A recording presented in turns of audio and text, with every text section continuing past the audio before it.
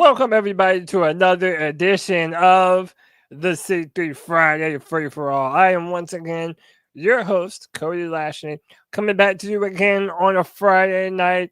We appreciate you if you're just getting off of work, kicking your feet up, having a cold one, listening to the boys talk some Panther football. This is your show to be a part of the discussion. We are for Panther fans by Panther fans. If you would like to join, click the pinned link in the top of the YouTube chat room to join via Streamyard. Same goes for the Facebook. It's pinned to the top of the Facebook chat. And it's also in the description box below both videos. We appreciate you guys. As always, it is going to be a lit Friday free for all. The Panthers are coming off of a 2-game win streak for the first time since 2022. We're facing the reigning, defending Super Bowl champions. But, boys, there is always drama afoot in Panther Nation, especially involving another quarterback from up north who was born here in Charlotte.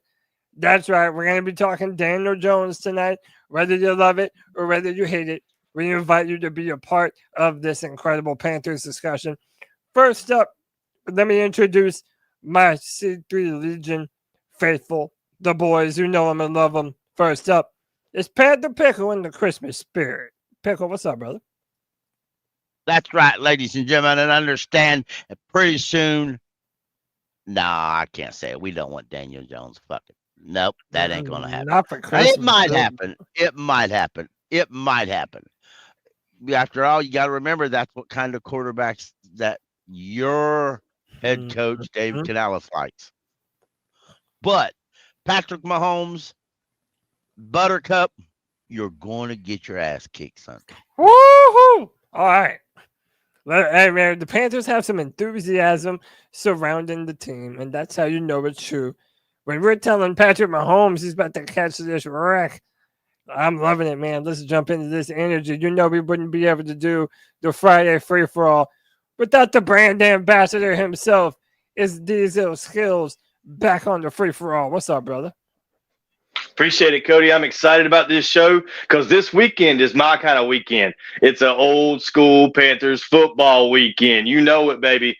Black end zones and the old school Panthers logo. Let's go. I'm excited. It's also probably a little bit of salute to service going on at the game. Always my favorite games to go to. All black unis. I'm excited. I'm pumped up for some Panthers football. Hey, what are we looking at? The champs are coming in town. How are we going to measure up? Can we have a moral victory Monday? If we don't get blown out, the spread's at 11. Can we come within 7 points? Do we have to win this game to walk away with a victory? We're going to discuss it all here on the Friday Free for All. Let's roll, Cody. Let's roll, brother. Hey, man, they're even saying that the tickets are very cheap right now, so it could be a flood of Chiefs fans into Bank of America. So it might end up being an away game for us yet. We will see, man. I'm definitely excited for this matchup. There's a lot on the line from a lot of different standpoints, too. And we're going to talk about this quarterback position, the running back position, but we're going to expect from Jonathan Brooks set to make his debut. We have a big show today, but first, let me welcome in my man, Kyle 910. Kyle, Charlotte Sports 1. What's up, brother? How you doing? Welcome back on the Free For All. Shit, man, it's another great Friday, man. Sitting here talking about Panthers football. We've been winning 3 weeks in a row, technically 3 weeks and 6 days. So that's damn near just shy of a whole month of being a winner. So in my mind, we're doing all right. And, Kansas City coming to town, I would worry about the champs. They're back to backs. But, as the saying goes, any given Sunday, let's roll. Let's roll, baby. We have the old school logo back in the middle of the field. We have old school end zones. And look, man, I believe it's only a matter of time until those black helmets are a permanent fixture adorning these Panthers' heads. But, hey, man, we'll jump into that discussion. But I wouldn't want to do it without my man, Jake the Snake. Jake, welcome back to the Free For All, brother. How are you, man? Oh, I'm doing great, man. Chilling, munching on a burger, drinking a cold one on a cold day. You know what I'm saying? Ready to talk some Carolina Panthers football with you boys. Yes, sir, man. Hit that like button. Hit that subscribe. hit that notification bell for every single time the C3 Panthers podcast That's right. goes Hit live. hit the notification. Hit your mama. Hit your daddy, and duck like hell because your mama gonna smack you with the frying pan. And keep pounding, no matter what you do. Yeah, But keep listen, pounding. man, Always keep pounding. let's jump into it today. Look, man, a lot of people are already coming at me. Cody, what's with the title? Are you really saying Daniel Jones is the 2.0 version of Jake Delhomme? Well, I don't know, but that sure seems to be what the betting markets do think. Because right now, if you missed the news earlier on today, the New York Giants finally brought this weird Daniel Jones saga to an end after they benched him, made him the third string quarterback, and made him essentially go up to the podium and give a statement. It's been such a weird turn of events. But the Duke graduate and the former Charlotte native and once upon a time Panthers fan is at plus 170, the favorite to be the next landing spot for quarterback Daniel Jones. Boys, there's so much to discuss here. It also goes into Bryce Young and what this Panthers are expecting of him, what the fan base is expecting of him. But boys, what do we make of this news? Does it make any sense for the Carolina Panthers, or is this just all bad and a non-story altogether? Only thing I like about him is he's 6'5" and 27. That's it. Well, Okay. That's the only good thing. Well, if you go back and you look at some of the tape, or you try to, before the Giants, and it ain't all been bad by Daniel. When Daniel had a strong running game and a decent O-line, was it last year or when he signed his contract?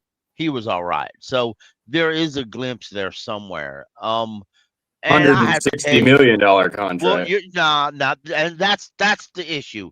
But this is why nobody's going to pick him up when he'll clear waivers. Yeah, nobody's going to claim him.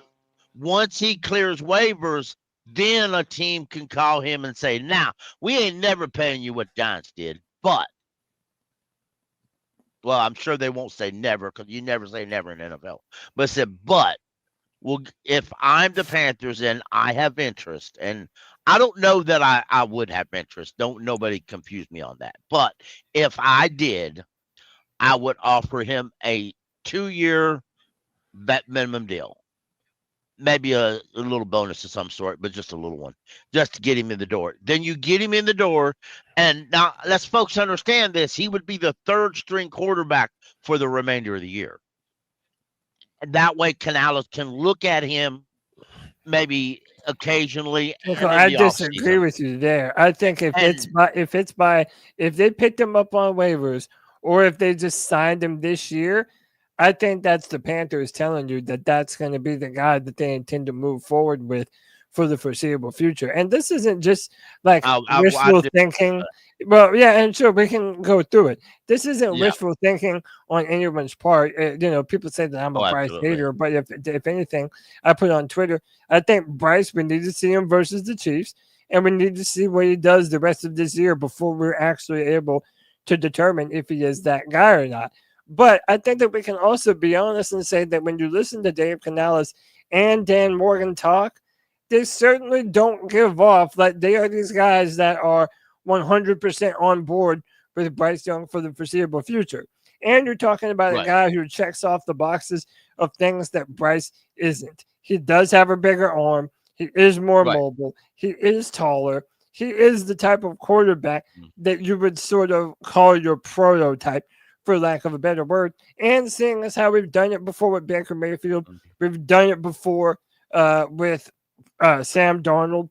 This doesn't seem that crazy to me. I think that if they did bring him here, he would probably be number 2 or number 1 right now, even supplanting Andy. But we'll go through it all. Diesel Skills, let me get you in on this. Is this just internet fodder for you, or is this something that you think could actually happen for the Panthers? Well, this particular account that we're pulling this post from, I mean, he does get some things wrong, but the fact that we're almost 2-1 over even the second place team being the Vikings in odds to get Daniel Jones makes me feel like there might be some smoke somewhere or some fire somewhere to this smoke. This is also from Bovada, so this is more than just the ML football. This is like the actual odds-on favorite too. So go ahead, continue. Well, I'm a Duke fan, okay, but everybody knew, and their mamas knew as well, that contract that Daniel Jones got with the Giants was a mistake, and letting go of Saquon Barkley was a mistake as well. They should have either let Jones go or signed him to a smaller deal, so they could have kept Saquon, and he's shown that this year with the Eagles, and it just was a big bungle by the Giants, and nobody really expected him to have a great season. Last time I checked his stats, he had about 2,000 yards on this year. It's more than either one of our quarterbacks have, of course. But I don't see where Daniel Jones is a solution to the problem here for the Panthers. But like I've said for a while now, and you kind of alluded to this as well, Dave Canales continues to not put massive faith behind Bryce Young. Whether fans are saying it's the play calling that's the problem, that he's not putting faith in Bryce Young, or the fact that he won't announce him as the starter for the rest of the season when we've got a 36-year-old backing him up, a guy that everyone agrees doesn't do anything for the Panthers playing, but it seems like Dave Canales keeps dangling that carrot out there that, well, if Bryce has a bad game, we may be putting in Andy Dalton. He keeps dangling that carrot out there. And then now we got rumors of Daniel Jones coming in. And I've said repeatedly, I do not know what Dave Canales wants to do as far as a quarterback or what type of quarterback he really wants. He's getting to pick his guy now. He's getting to pick his new reclamation project. And it could be Daniel Jones. I have no idea. It's not my favorite pick, Cody. But if that's the direction we go in, then I think that's really interesting. I don't know that it's the most competitive direction to go in my personal opinion. Yeah, I think he's better. Yeah, go ahead, Jake. I think he's better than Andy Dalton right now. I'll be honest with you. To have him as at least a backup, I mean, if they're going, Andy Dalton's not going to re-sign with us after this year. Hell, he might retire after this year, so he wouldn't be bad as a backup. Do we all think he's going to be the starter? Hell no. But if you're talking about a guy that can be a backup in garbage time if you need him, I think we can do worse than Daniel Jones. I'll be honest with you. I agree. And before I go to Kyle, so Kyle, my thoughts and opinions on this is not what I want to do. To be honest, I've said before I would prefer Justin Fields if he was available. I like the idea of that three-headed hydra of run threats between Justin Fields, Chuba Hubbard, and Jonathan Brooks coming back healthy. I'm even a fan of drafting a quarterback if we're in range to do so and if the right talent is available. But I can't lie and say that I don't understand it because of part of what Pickle said earlier. When Daniel Jones was good, they were running the football. They had a good offensive line. They were able to protect him, and he was able to spread the football around. Does this make sense to you, Kyle? Or what do you feel about the potential of Daniel Jones? And you can even add on too, what do you think this says about Bryce? So I'll say that since I heard the news, I have been pissed, just utterly disgusted that we'd be looking at trash. And we keep doing this, like, oh, well, he didn't work here, so he'll work for us. He just needs a new system. And, that kind of mentality just kind of bothers me. But something that I've been thinking about as far as going into next season, we can tell that, this coaching staff, this front office is not completely 100% sold on Bryce.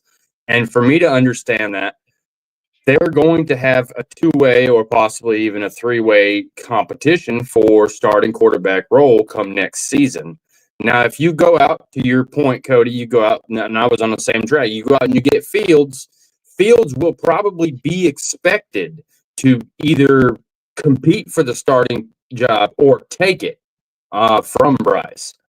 So while that may be something that they want, that they agree with, or something that the fans want, that it seems like an unfair competition, or rather you're adding someone that's better to the competition ring and then expecting the other people to play up to that level. adding Daniel Jones and then potentially drafting some guy in the second or the third round, that's a pretty level, competition for 2 to 3 quarterbacks coming into the offseason. So I would not scoff at it. I'm not happy about it, but at the same time, he does have the size, he has the arm, he has the mobility.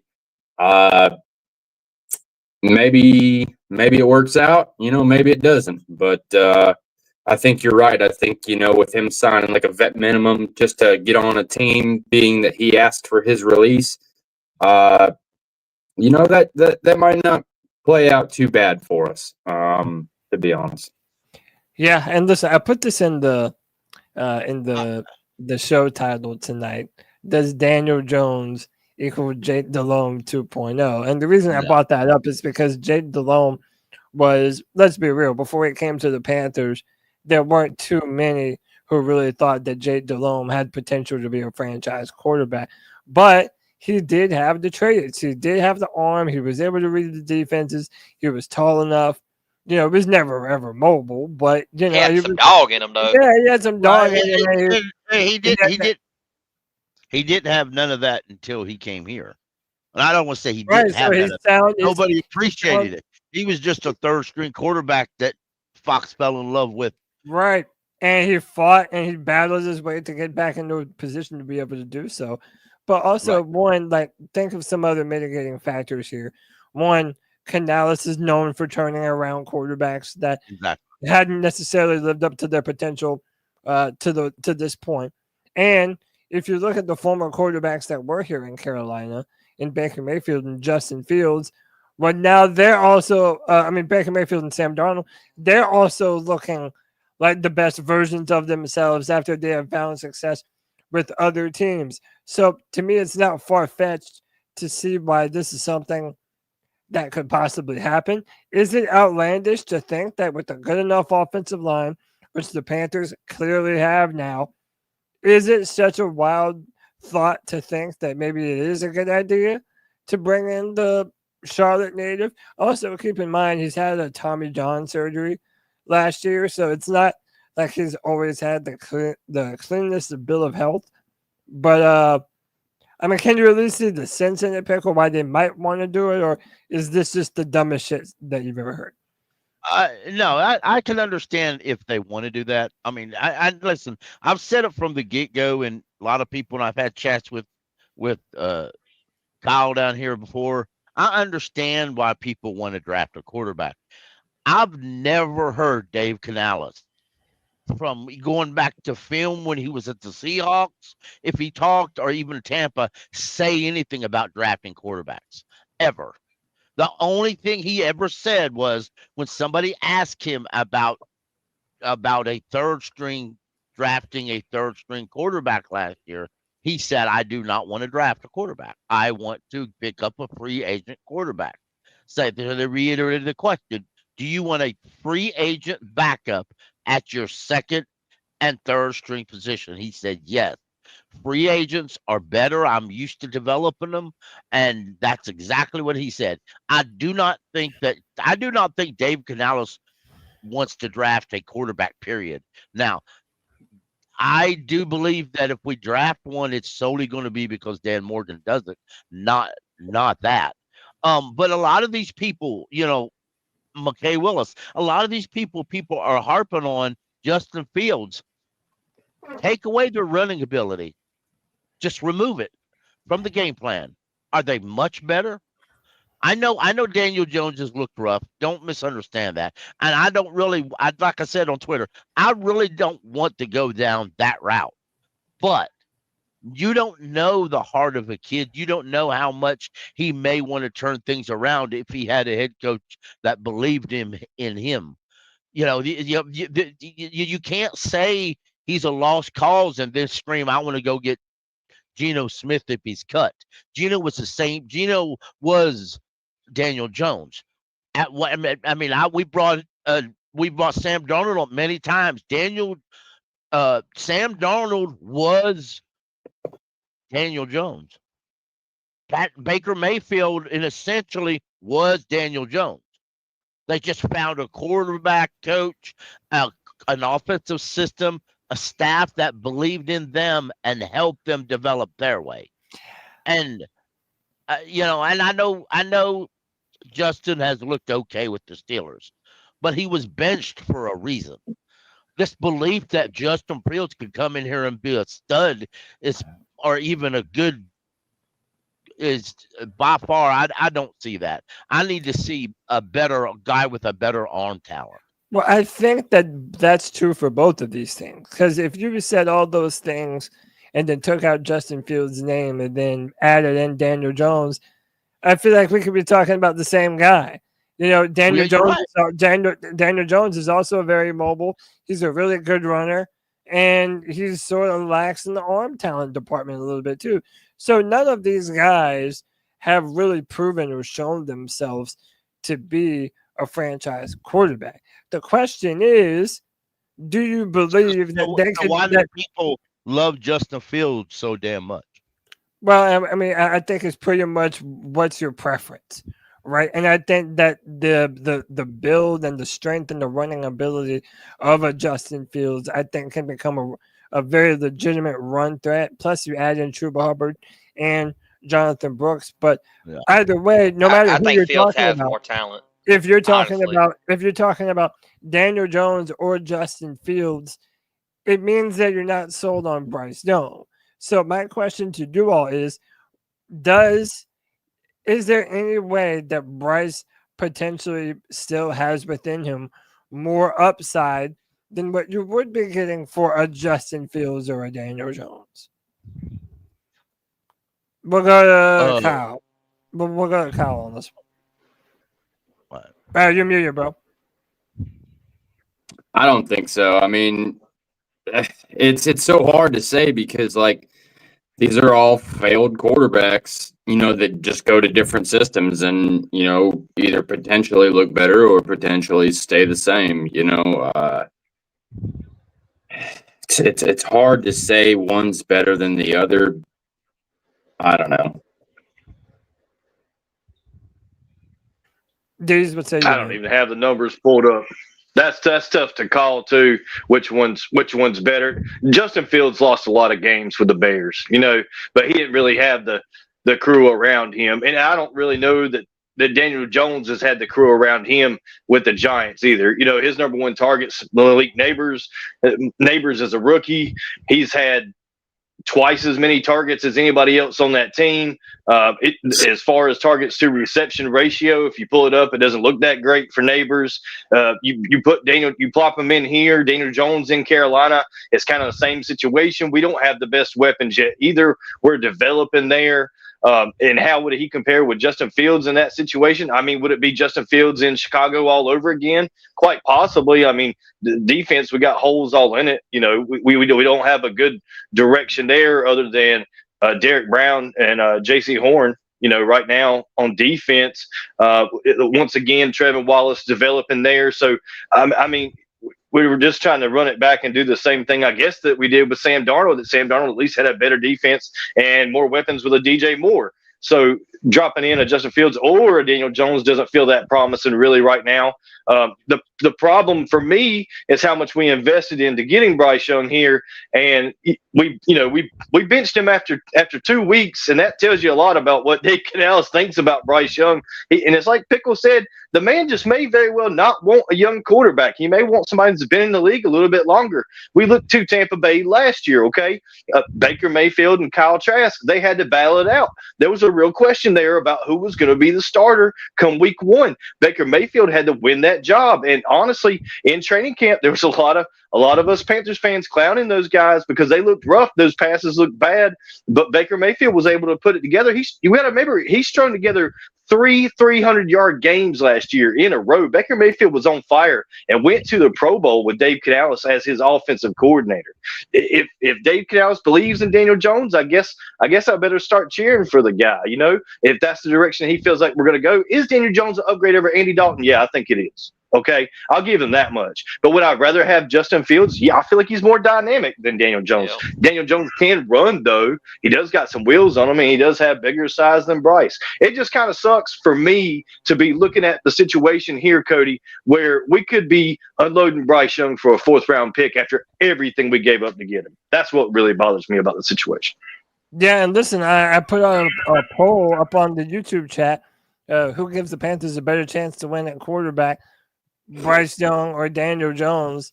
Right now, with 17 votes, so y'all get in there. Let me go vote right quick. It's 53% for Daniel Jones, 47% for Bryce Young.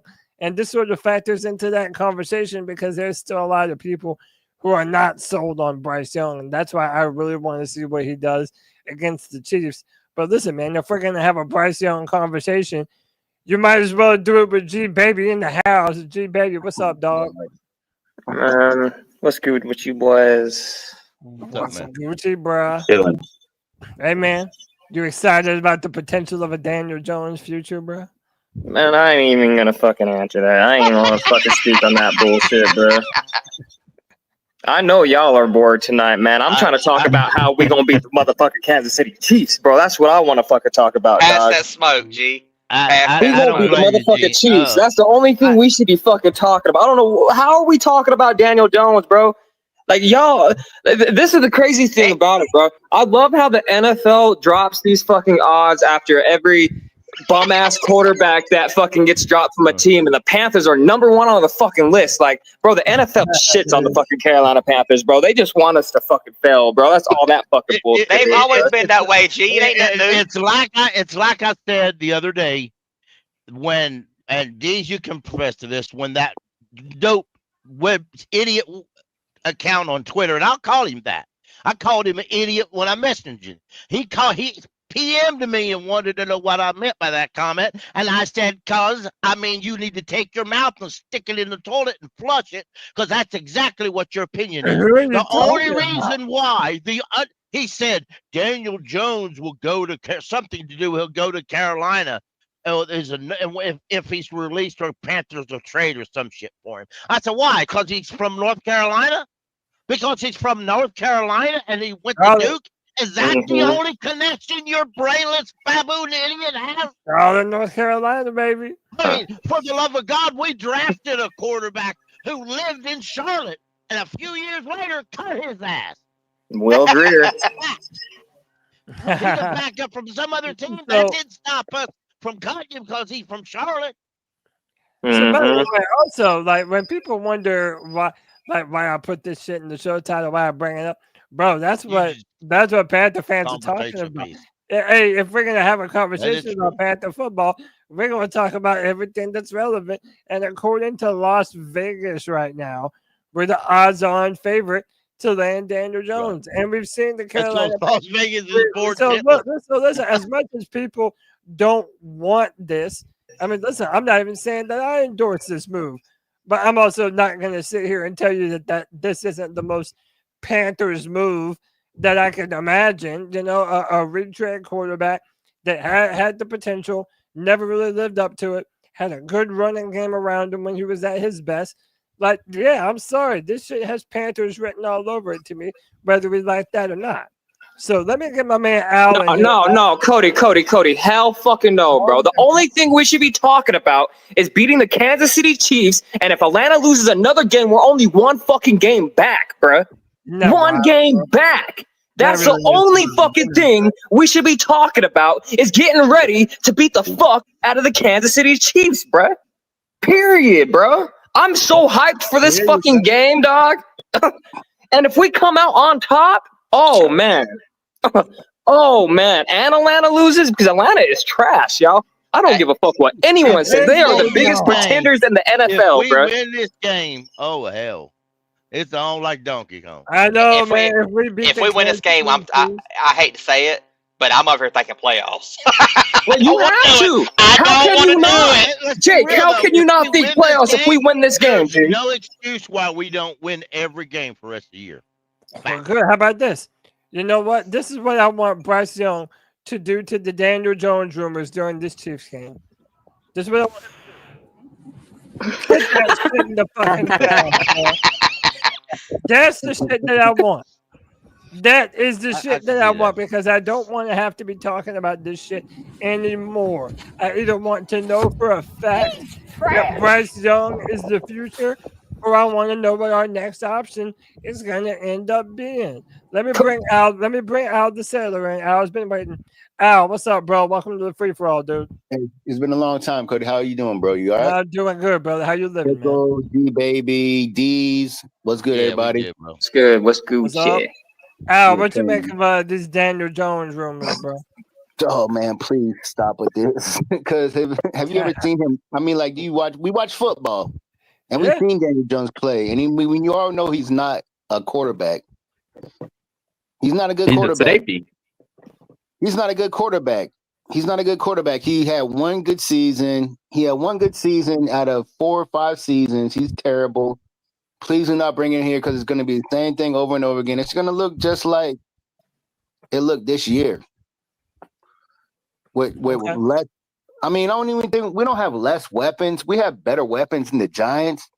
But Daniel Jones is just not a good quarterback. Yeah. And how much of go ahead. And his height and this but that doesn't make you a good quarterback. Your height. True. Fucking the dude from Texans was 6'7". The dude from Texas was 6'7", supposed to start, and then here comes Watson halftime. I went to the game. Here comes Watson at halftime, gets him to buy down 2 points, and they lose. But they lost, but still. He's not a good quarterback, bro. And we got to look at football for what it is. It's football. It's just, if you can play, you can play. If you can't play, you can't play. And that's all it comes down to. Yeah, I mean, it doesn't matter if you're 5'9" or 6'7", 6'5", 250 pounds, or 180.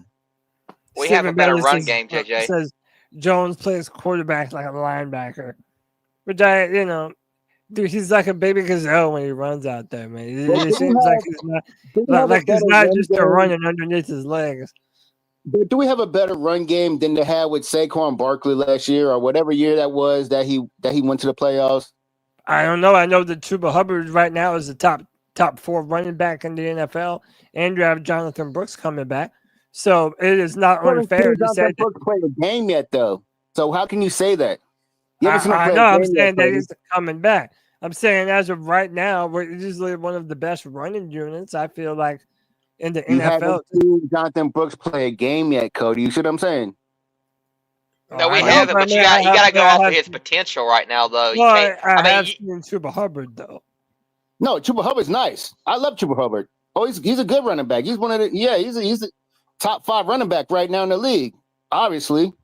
So that's what I'm saying. If you're able to run the football effectively, be it Chuba Hubbard or Jonathan Brooks, like I see the formula, and I see why no matter who you're trying to turn around, we have the necessary components to be able to help build. Especially now you see JT Sanders getting better every single game. Jalen Coker has continued to impress. Xavier Leggett continues to look better and better, and the reason why you drafted him with that first round pick. So now you're starting to see what this Panthers team can be long term.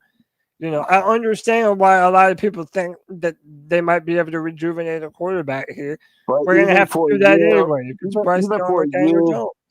Even for a year, you think Daniel Jones would be able to do that? Just to elevate the talent around him for 1 year?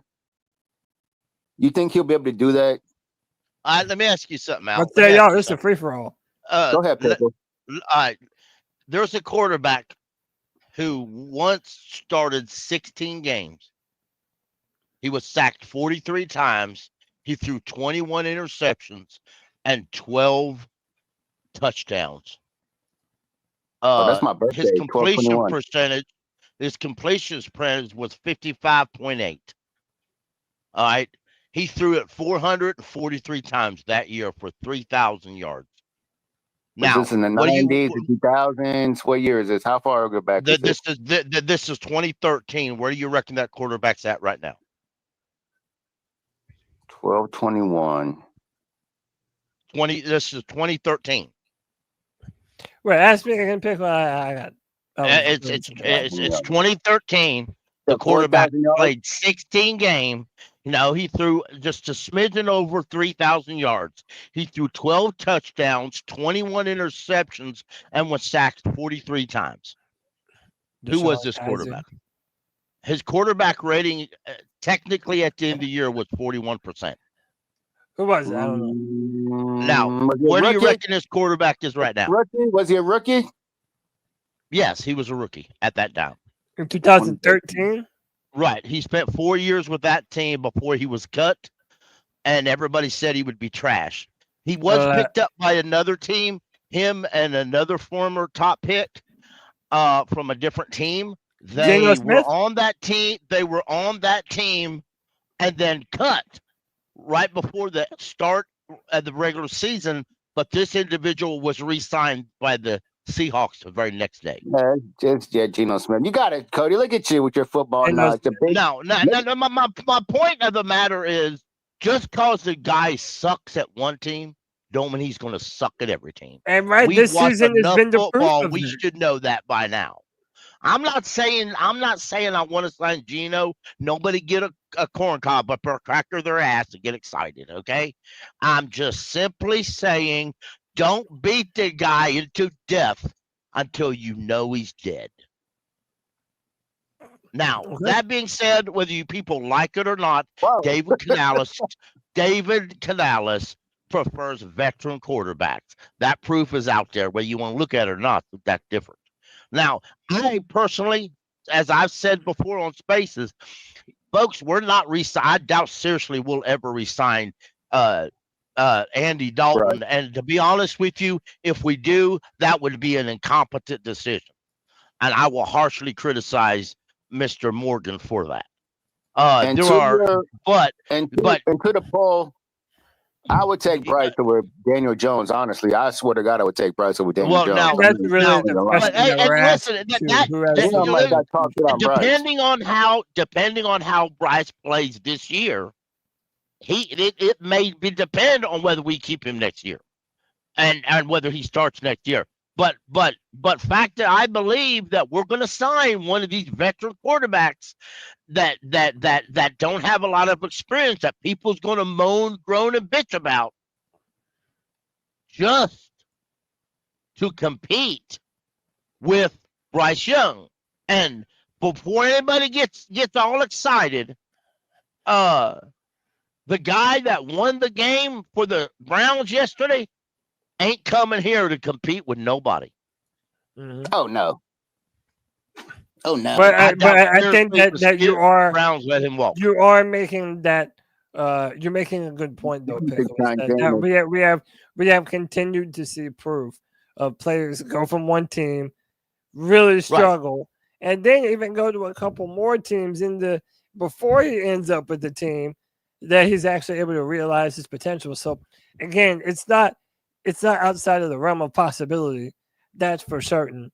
But I think that we're basically having to weigh who gives us the most potential for us to be able to build around and to do good things for. Is it a Daniel Jones or is it a Bryce Young? And listen, I agree with G-Baby, man. Like, no matter what, I want to see what he does this week against the Kansas City Chiefs. Because if he has another big-time performance against one of the best defenses in the NFL, and Chris Jones coming into town, it's going to be their defensive line interior versus our offensive line interior. And whoever gets the We did just fine against the Giants, Cody. We did just fine against Brian Burns and Dexter Lawrence. Why can't we handle fucking Chris Jones and company, dog? I'm not scared of Chris Jones. Ain't nobody worried about no fucking Chris Jones, dog. Like, come on, man. We need to start giving some credit to our offensive fucking line, bro. We got some big-ass gorillas on the fucking line, man. We got a nasty offensive line that's elite, bro. Like, come on, man. A few weeks ago, on this very show, we were all told how bad our offensive line was going to be and how Brian Burns and Dexter Lawrence was going to destroy us. Mm-hmm. We never seen that. Them bitches had one sack. That's it. My man Cade Mays shut down Dexter Lawrence. Fuck yeah, he did. Now, you know what? Chris Jones, Put up or shut up, bitch. You ain't as tough as you think Hey, you man, I don't know if I would do that with him, bro. Let's go now. Hey, I'm going to I'm war with my going dog Pickle. I'm going to war with Pickle. Fuck Chris Jones, man. But I guarantee you, if he was in front of me, Pickle would act this cocky nut. No, you're right. Hey, I just had one question, Cody. Was he catching a one-hand pick, or was he trying to throw the ball? I don't understand. Bro, I couldn't even tell you. I don't even know, Yeah, man. like, what was he doing? Doing a one-handed catch or some shit. Yeah, what was he doing? I could not tell you, man. Let me bring up this offensive. No, not the end zones, bro. Have y'all seen these end zones? Let me bring this shit up, man. It seems like y'all remember when everybody wanted the Panther at the middle of the field. Well, I feel like David Tepper, the only thing that you can say about him that he has definitely been good on is the aesthetics. He put the Panther in the middle of the field. He's giving us the black helmets. Now we got the throwback end zones back in the bank. We're going to have another blackout game. Bro, this is going to be a big-time matchup. What do you feel about us having another blackout game in Bank of America Stadium? And are we on the fast track to making these black helmets permanent? Jump on it, boys. This is a free-for-all, damn it. Hey, this reminds me of the olden days where football was football. Let's get back to that shit. The only difference was this is painted on plastic and the other shit was on real. But hey, when we were in the Giants, when we were playing the Giants in Germany, it was on real grass and our boys was slipping and sliding like it was on ice. So maybe they can't handle the real shit anyway. You know how these young kids are. They can't handle the real shit anyway. True that. Dudes, jump in. Well, no, I'm excited about the old school logos, and what we did is a lot of the teams were given a third option for a helmet this season, and we never did anything. So we just took that third option for a helmet and added it to our black helmets, which is awesome. So we got to run them 3 times this year. You got to remember the previous 2 years, we only have 1 game with the black helmets, and that was it. So this has been fantastic. The league loosening up on the uniforms a little bit, which they should have done a long time ago. Allow some variations so people can get some different types of jerseys and merchandise about the Panthers. I think it's a good thing overall. And the more we get to run the black helmets, the better. You know, I don't know how close we are to those being our primary, but I feel like this is a step in the right direction. And we probably should be. I mean, the Panthers are black. You know, we should have black helmets. It just makes a lot of sense. But a lot of the league did adopt those. The Cardinals did black helmets. Indianapolis did black helmets. The Saints did black helmets. So it's kind of a trend in the NFL. I don't know if it'll get to be our primary or not, but I'm really tickled about the uniforms and getting to see those black helmets out here 3 times. They did a throwback when we inducted Sam Mills. It was the same thing. They painted the end zones like this. They did the old school logo in the middle of the field. It's an awesome thing, and Panthers fans honestly like it better this way. I think it's more popular now than what we typically run in the end zone. So if they wanted to make this adjustment to the end zones be permanent, I think that'd be the first step they should do. I feel like it's more popular among the fan base, Cody. Yeah. Go ahead. Let's be honest. These jerseys are fucking terrible, bro. Like, I mean, they're okay. What No, not these jerseys. No, not these jerseys. This jersey is dope. But our regular jerseys, them shits are like just boring, plain, bland. Come on, man. Like, I agree with that, bro. Bro, you was about to get the famous Panther Pickle shut the hell up. Nah. Step into the 2020s. We're not 1995 no more. Step into the 2020s. We haven't really changed the jersey that much since 1995. Yeah, we haven't. I've been a proponent. Step up, bro. I've been a proponent of giving us a little update. Teams do it, man. You got to jump off the deep end sometimes. You're trying to look for something cool. But Cody, I will say this, though. The black on black, it does seem like there is being a more concerted effort to make black the primary color. And I like that, man. I think the helmets look dope. The only thing I wish they would do is the pants blue? Are the No, pants so, blue or black? no, the pants are black and the socks are Oh black yeah, too. okay, So yeah. All it'd be black. all That's black. good. And the only thing I wish good. they would do is put the normal Panther logo on the side of the helmet, because the normal logo has white fangs and shit, and the eyes are white too. I kind of wish they would do that. I think it would make it pop a little bit more. That wouldn't even look cool, bro. That would look. Nah, I I don't think know. it was a fire Hey, like that shit. Hey, Cody, can I Yeah. tell you something? Yeah, what's up? I'm just going to be bluntly honest, and if y'all in the chat don't like it, you can kiss my ass. I'm gonna be real. I think the main reasons why Cade Mays is starting at center. I didn't even say this on Space yesterday. Is because I hinted to it. Is because that way, if Icky fails to protect Bryce, he'll get his ass benched for the backup. I believe that. Maybe so. Although, listen, apparently, if you listen to these PFF nerds, they will say that Brady Christensen didn't look good against New York, which maybe we were watching a different game. I thought he looked decent for the most part. I watched all 22, and that first play or that one play where he did get beat, pretty good. But some of the others he didn't. Fact is, if you watched the all 22, on the one play, they credited the offensive line with failure to protect, but that wasn't offensive line. When you had Leggett and Sanders, your rookie tight end, both on that one side, both of them took off, and Bryce was standing back there by himself because it was supposed to be a swing pass or a screen. They went this way, and the offensive line followed him. One of them should have stayed back a split second longer and blocked, and didn't. But Dave Canales isn't going to call out two of his favorite rookies. You know what I'm saying? He's not going to do that. He'll just they may have been told about it in the film room later, but he ain't going to call that out to the national media. But if you look at film, that's what I supposed. One day y'all sit down there and watch that film review with me. But But anyway, but Christensen did a really good job most about the whole day Sunday that I saw at left tackle. I mean, he's a finesse blocker compared to Cade, who is a power blocker, but that don't Did mean. you guys see the huddle or the blueprint? Oh, I didn't see all of it. I saw some. I did watch half of it, but I haven't watched it all yet. It was pretty cool. One shout out to the Panthers fans who are international, because they showed up in abundance out there in Germany, bro. They really did. And listen, man, especially when you see our colors, they had the locker room all done up in Panthers colors, and it was considered a home game for the Panthers. So they basically had all the rim of the stadium or of the field they had in that Panthers blue. And bro, it just reminded me we have the coldest fucking colors and logo in all the NFL, baby. Like, we just look good when we look good when we look good.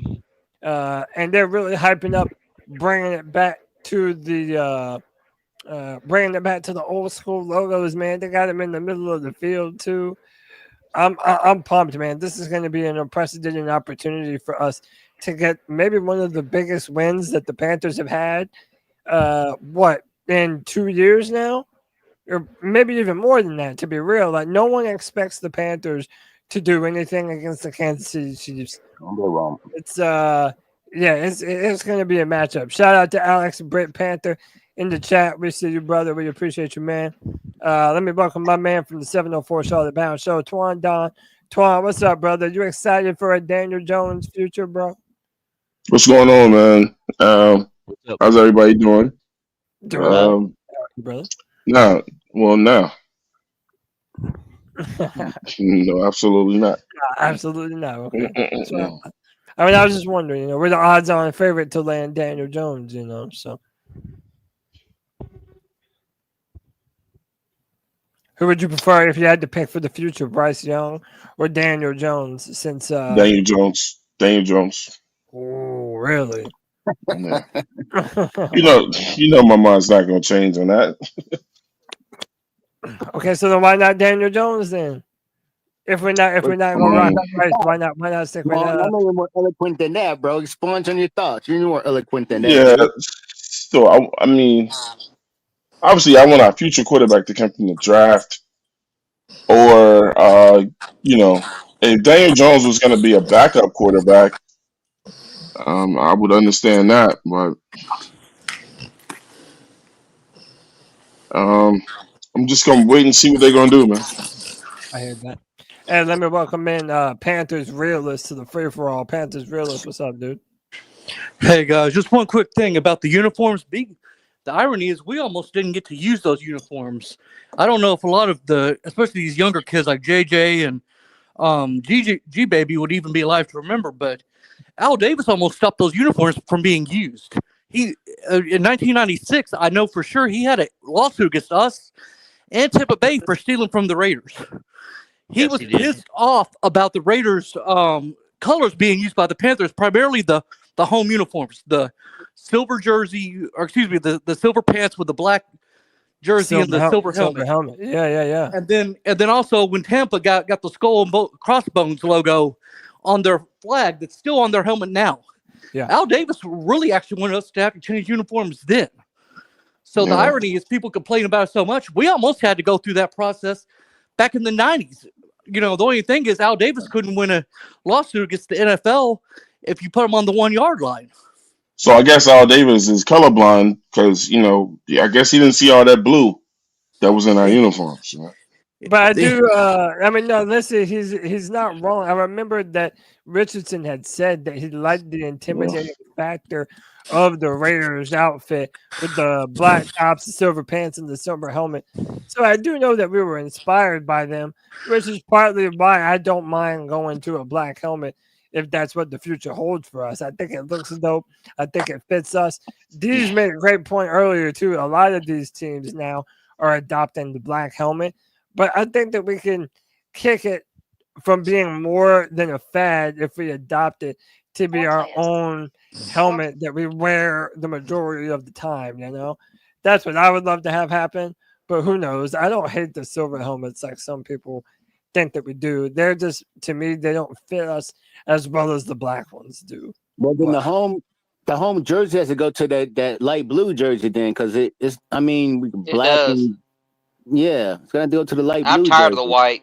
I'm so sick and tired of the white at home. Yeah, I am too. The white at home, I'm tired of for sure. But y'all know why they do the white at home, right? Well, no, but we're not playing in South Florida. You're not playing in South Florida. You're playing in Carolina. I know that's their whole reasoning, though. I know you're playing in summertime, but we're not playing in South Florida, bro. And when it's not that hot, it's not that hot, bro. It's still no. As someone who lives in Charlotte, it does get hot as fire up here. However, I just don't see why it does have to be the white ones instead of the blue ones. I mean, how big of a difference is the very light blue compared to an all white uniform? Like, is it really that much of a difference on the heat wise? I don't think it is. I don't know either. I don't think so either, man. What I will say, that if you want to really talk about the differences, I don't even think it's about for our players. It's about for the opposing teams. But I've seen the Panthers in playoffs with the white jerseys in January. So I agree with you about it. Did we wear the white jerseys we played Arizona for the championship game? Yes, we did. Yeah, hey, you're not wrong. We have some fire memories in the white jerseys. I can't say that we don't. It is a part of our lineage. It's a part of our history. But to me, I would just love for them to continue to be the way. When we're at home, I think that we should be in blue or black. But I wanted to sort of transition over to this game with the Chiefs and the Panthers. So the cheapest get-in price for the game is $154 on TickPick. Carolina's next game against Tampa Bay costs only $24. So there's a lot of rumors saying that the Kansas City Chiefs, and it's not a rumor, let's be real, they're going to take over Bank of America Stadium. Do you think that we can win in a raucous environment at home that will primarily be a lot of Chiefs fans? And do you think Panthers fans will show up and show out for, let's be honest, a team that is finally starting to find some signs of life? I think it's still going to be a Chiefs takeover. I I don't think. I mean, I'm not gonna say there ain't gonna be no Panthers fans there because I mean we do got some loyal ass fans, and it don't matter. So all those Chiefs fans are fair weather fans. Just because they're winning right now, they're not like me, you, and Cody, or Pickle, or Twan. Bro, I don't know about that, dude. Those Chiefs are some diehard fans. They do have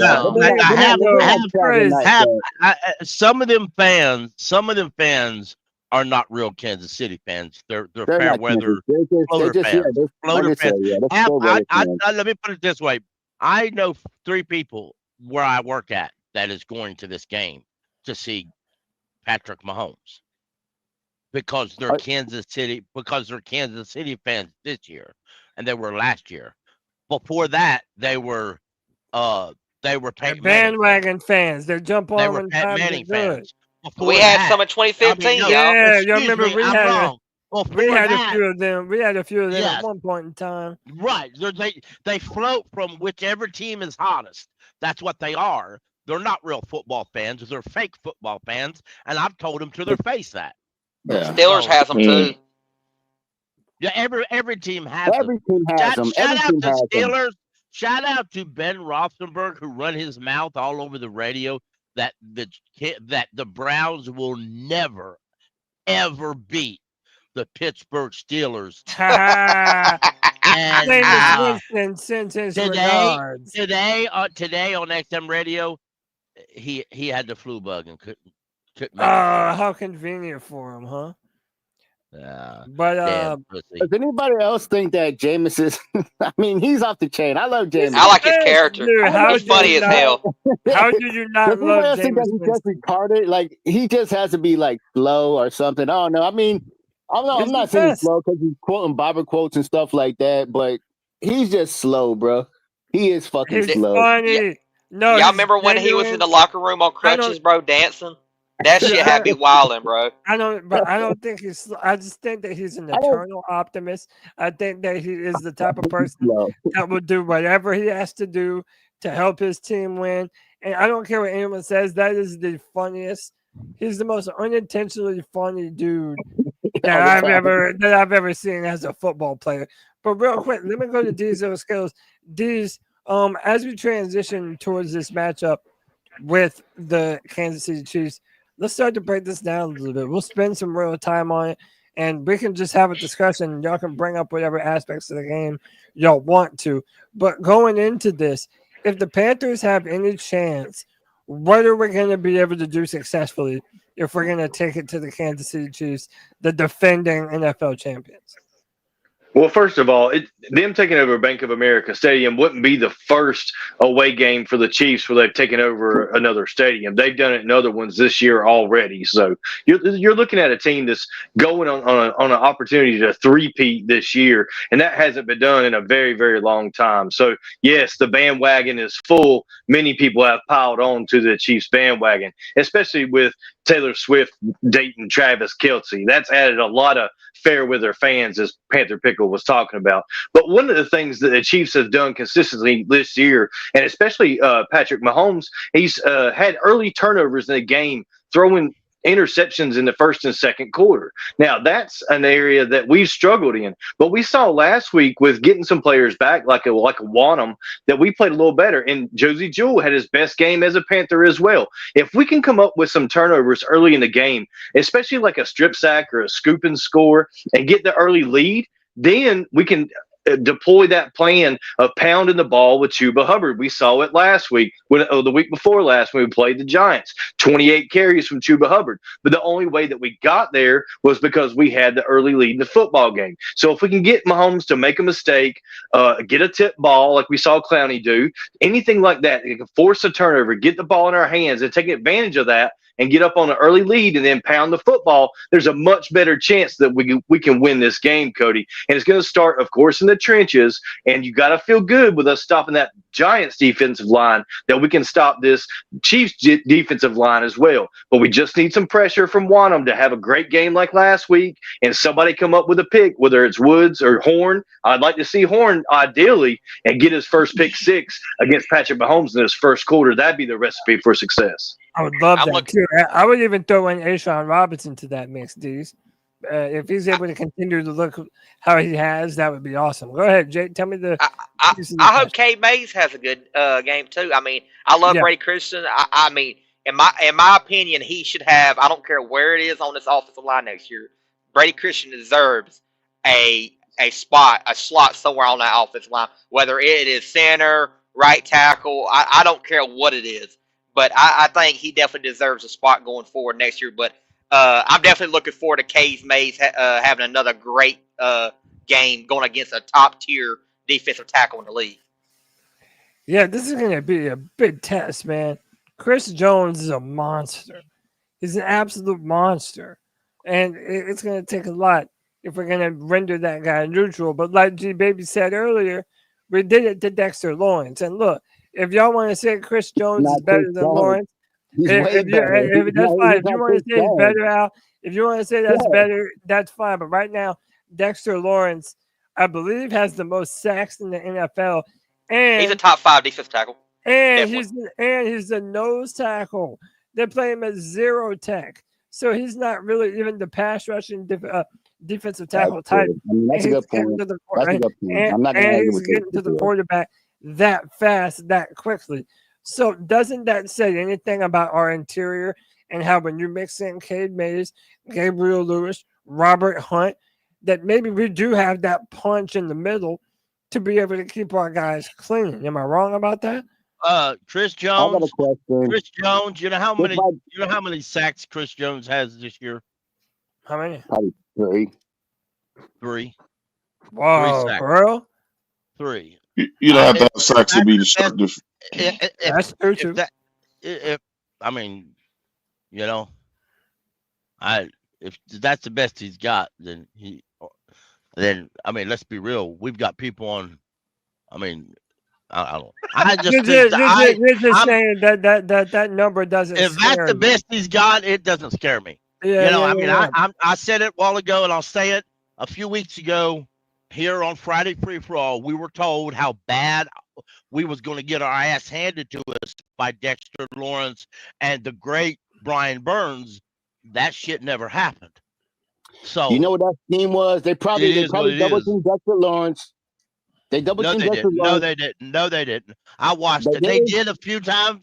They didn't do it all game. There were several plays when I watched all 22 that Cade Mays. There was a play in particular, Cade Mays. And it's on my Twitter timeline. Cade Mays himself was one-on-one with Dexter Lawrence. Robert Hunt realized he wouldn't need it there, so he stepped back, just turned around and watched, and then Taylor Moton got beat. And let's just say Robert Hunt eliminated that gentleman. And Bryce got the ball to Coker and for a first down. There were lots of plays like that. Yeah, that's why Cade Mays is starting. They basically one-on-one or together. And there was another play where Lewis was handling the guy in front of him just fine. Cade got open. He waylaid that guy, and him and Lewis proceeded to clear the road for Chuba Hubbard. That's how that shit works. That's why they're playing together as a unit. And that's why Chris Jones doesn't scare me. Now, is he going to get a sack or two? Is he going to get some sacks? He probably will. But they're getting better, and they're really looking the part. Chris Jones don't scare me. Just he don't scare? Wow. No, he don't scare me at all. We do have a top 5 offensive line in my opinion. I allow people.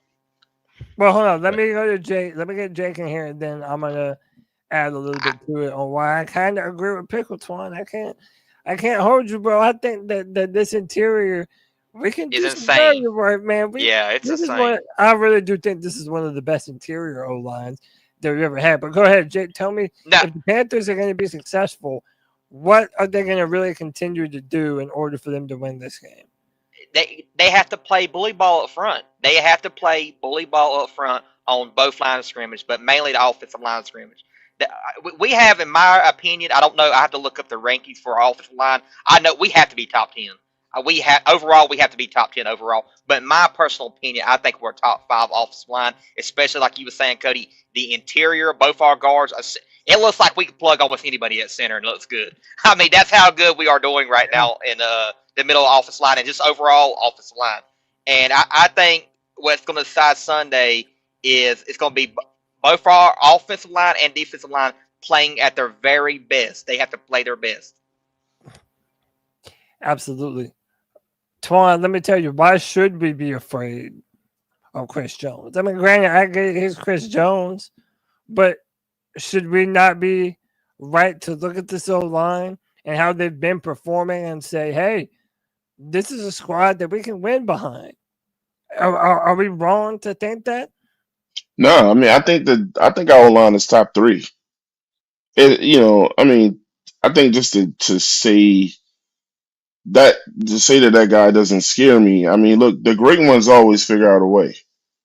You know what I'm saying? And I'm not like totally going against what Pickle said. I mean, he's a scary dude and he can make shit happen, but I think our line is good enough that they can slow him up, but not stop him. You know what I'm saying? So I think we can maintain them, but the good ones always figure out a way to make things happen. You know what I'm saying? And that's what make them superstars. I mean, the dude he's an animal. You know what I'm saying? So I mean, hopefully, I mean, if they got a plan for him, then of course we can stop him. You feel me? But you got a game plan for him. Right.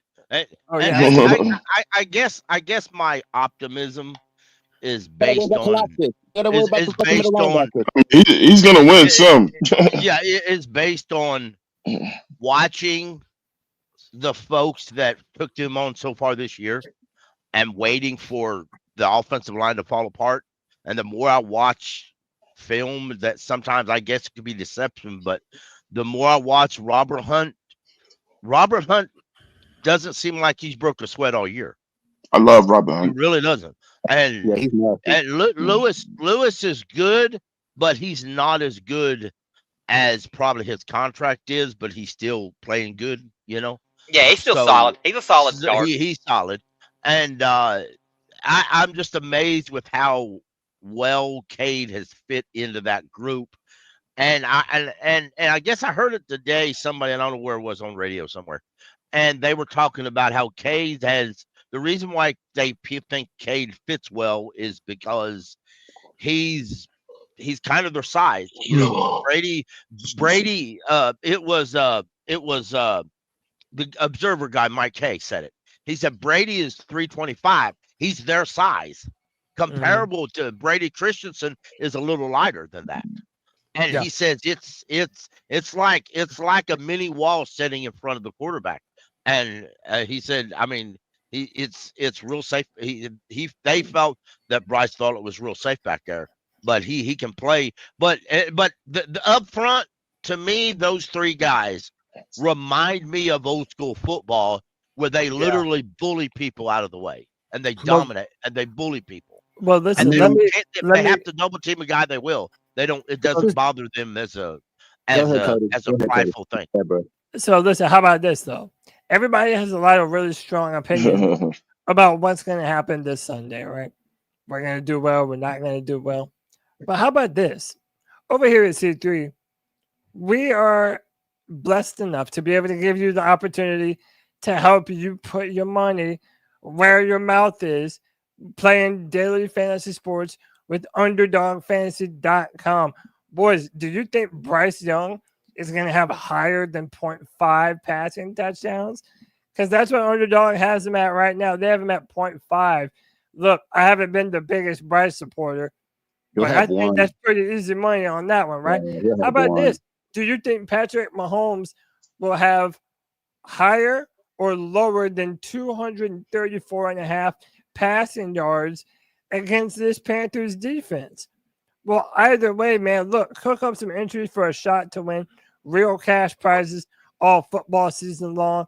Underdog is the best place to cash in on all your takes this football season.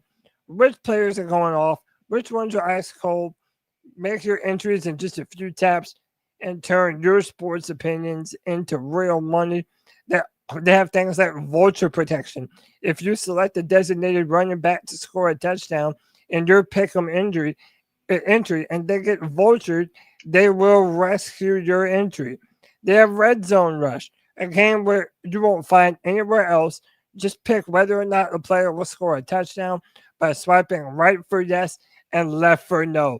It's as simple as that. Plus, your entry will be automatically boosted, and you'll get 51% profit boost when you play. Join over 5 million fans that are already playing on Underdog. You can win up to 1,000 times your money just by choosing higher or lower on player stats like passing yards, interceptions, touchdowns, and more. If you want to help us out and help us continue to grow, Underdog is the best place to play. So sign up and deposit now using our promo code. And this is very important, y'all. C3P. That will help you get up to $1,000 in bonus cash instantly. Thanks to your Underdog. Must be 18 years of older, 19 plus in Alabama, Nebraska 19 plus, and 19 plus in Colorado for some games, 21 plus in Massachusetts and Arizona, and present in the state where Underdog Fantasy operates. Terms apply. Void in Colorado. Concerned with your play, call 1-800-GAMBLER or visit ncpgambling.org. Arizona, call 1-800-NEXT-STEP. That's 1-800-639-8783 or text NEXT STEP to 53342. In New York, call the 24/7 Hope line at 1-877-8-HOPE New York or text HOPE New York to 467-369. That is a mouthful, boys. But we appreciate Underdog Fantasy for helping us out. You got that one. Yeah, man, I'm doing my thing, man. Hey, it really helps us out. You gotta get that You money. should just do a recording, and then just hit that recording. Yeah, you know, I like to stay sharp though. You know what I'm saying? But Yeah. I mean, Man, you like to practice that never stuff. Get it out. Appreciate you'll never get it wrong. Appreciate Underdog, but C3P. Use our promo code C3P. We appreciate y'all. How about this though? 234 for Pat Mahomes. I'm gonna say no. I'm gonna say no. Lower than 234. Lower than 234. Yeah. All right. How about for Patrick Mahomes? 225. He's at 1.5 passing touchdowns. Would you say higher or lower than that? I'm gonna say higher. I'm gonna say higher too. What's a half a touchdown?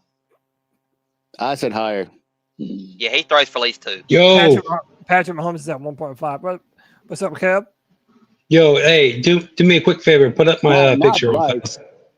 You're stupid. Not Bryce. Put it up big screen. This better be funny, and it's not even. It better be good. You know it's not. Put it up.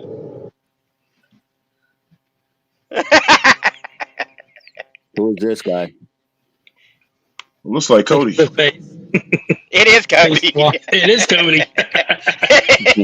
No, shut up. Dude, it is Cody. Yeah, that's low what fuck. That's low key fire. That's low key fire. Damn, bro, that's wild. You looking sad, bro. Why do y'all have my face saved in y'all's phone like this, y'all?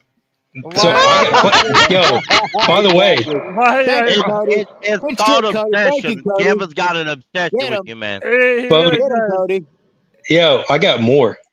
I made more than just this. I bet you do, Kev. I'm waiting. I got those memes.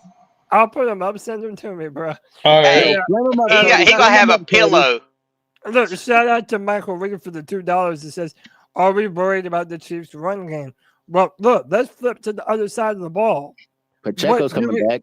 How do we? Pacheco's not playing. He's ruled out. Okay, well then no. He's ruled out. I thought I heard that he was going to play. I seen a report today that he is not playing this week. Yeah, he's not ready yet. He's still a game or two away from being ready. He's practicing, but he's not practicing good enough to play in this game. Kareem Hunt's too slow. He's not a slouch, but he's more like just 3 downs. Underdog has Travis Kelce at only 58 receiving yards. Oh, that's gonna be over. That's gonna be over. How many yards? 58. Yeah, because he's stuck this year. He sucked this year. Or 58.5. I mean, man, maybe that's part of the problem. I'll go over. I'm gonna take over. I'll take over too. Yeah, maybe he's not. Never mind. Shut up, Pickle. He's been hot the last 3 weeks, though. Kelsey's been coming on strong. We can't ever shut down good tight ends, bro. Even bad ones. Yeah, that's the truth. Well, the thing, when you know that he's one of your very few weapons, then you can game plan for Kelsey and make him beat you somewhere else. Yes, no, but still, when a game plan for Kelsey, sometimes he still has games. Kelsey got shut down in that last game, though. I'm not saying he's gonna have Send him, Cody. 120 yards. I'm not saying nothing like Kelsey, but 70 yards, that's doable. 60 yards, that's doable. He's a tight end, like, even on his bad games, he gets open, bro. It's never for the fact that he's being, like, followed the whole game shut down. It's never that. He does get open. Kevin, you're fucking dumb as shit. Let's look at him. I love it. Oh, shit. No, why does that's funny. it look so damn real, bro? That's you, Cody. Yeah. The only thing that's missing is like a cigarette in your hand, Cody. I didn't know you were at the game, bro. Bro, that shit is so stupid, yo. AI needs to calm down for real. AI's got another one. Well, it's only gonna get worse.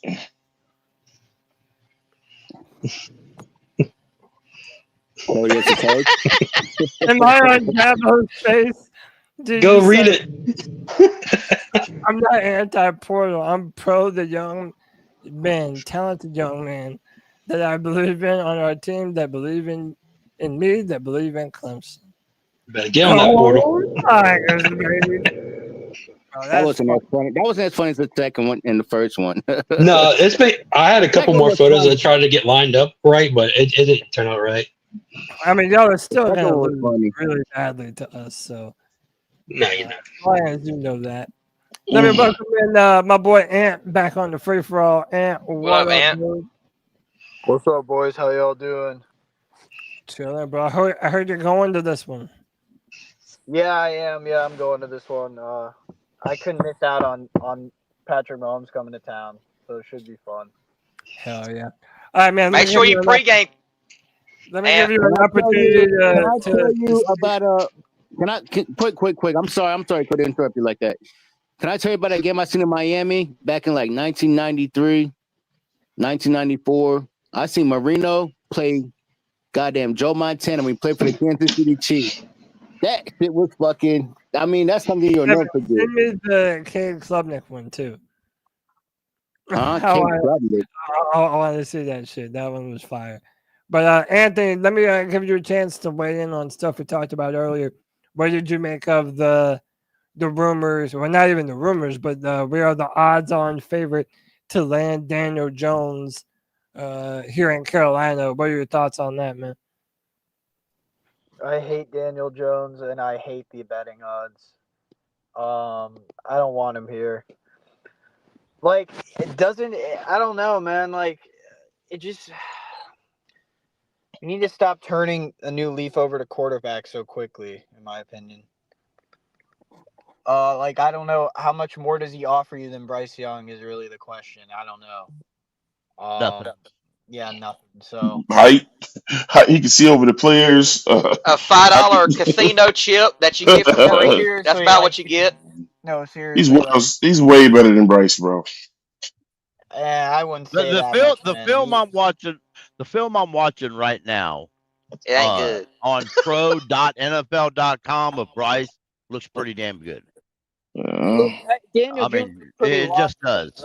I mean, if you take a couple of plays and put them together, then yeah.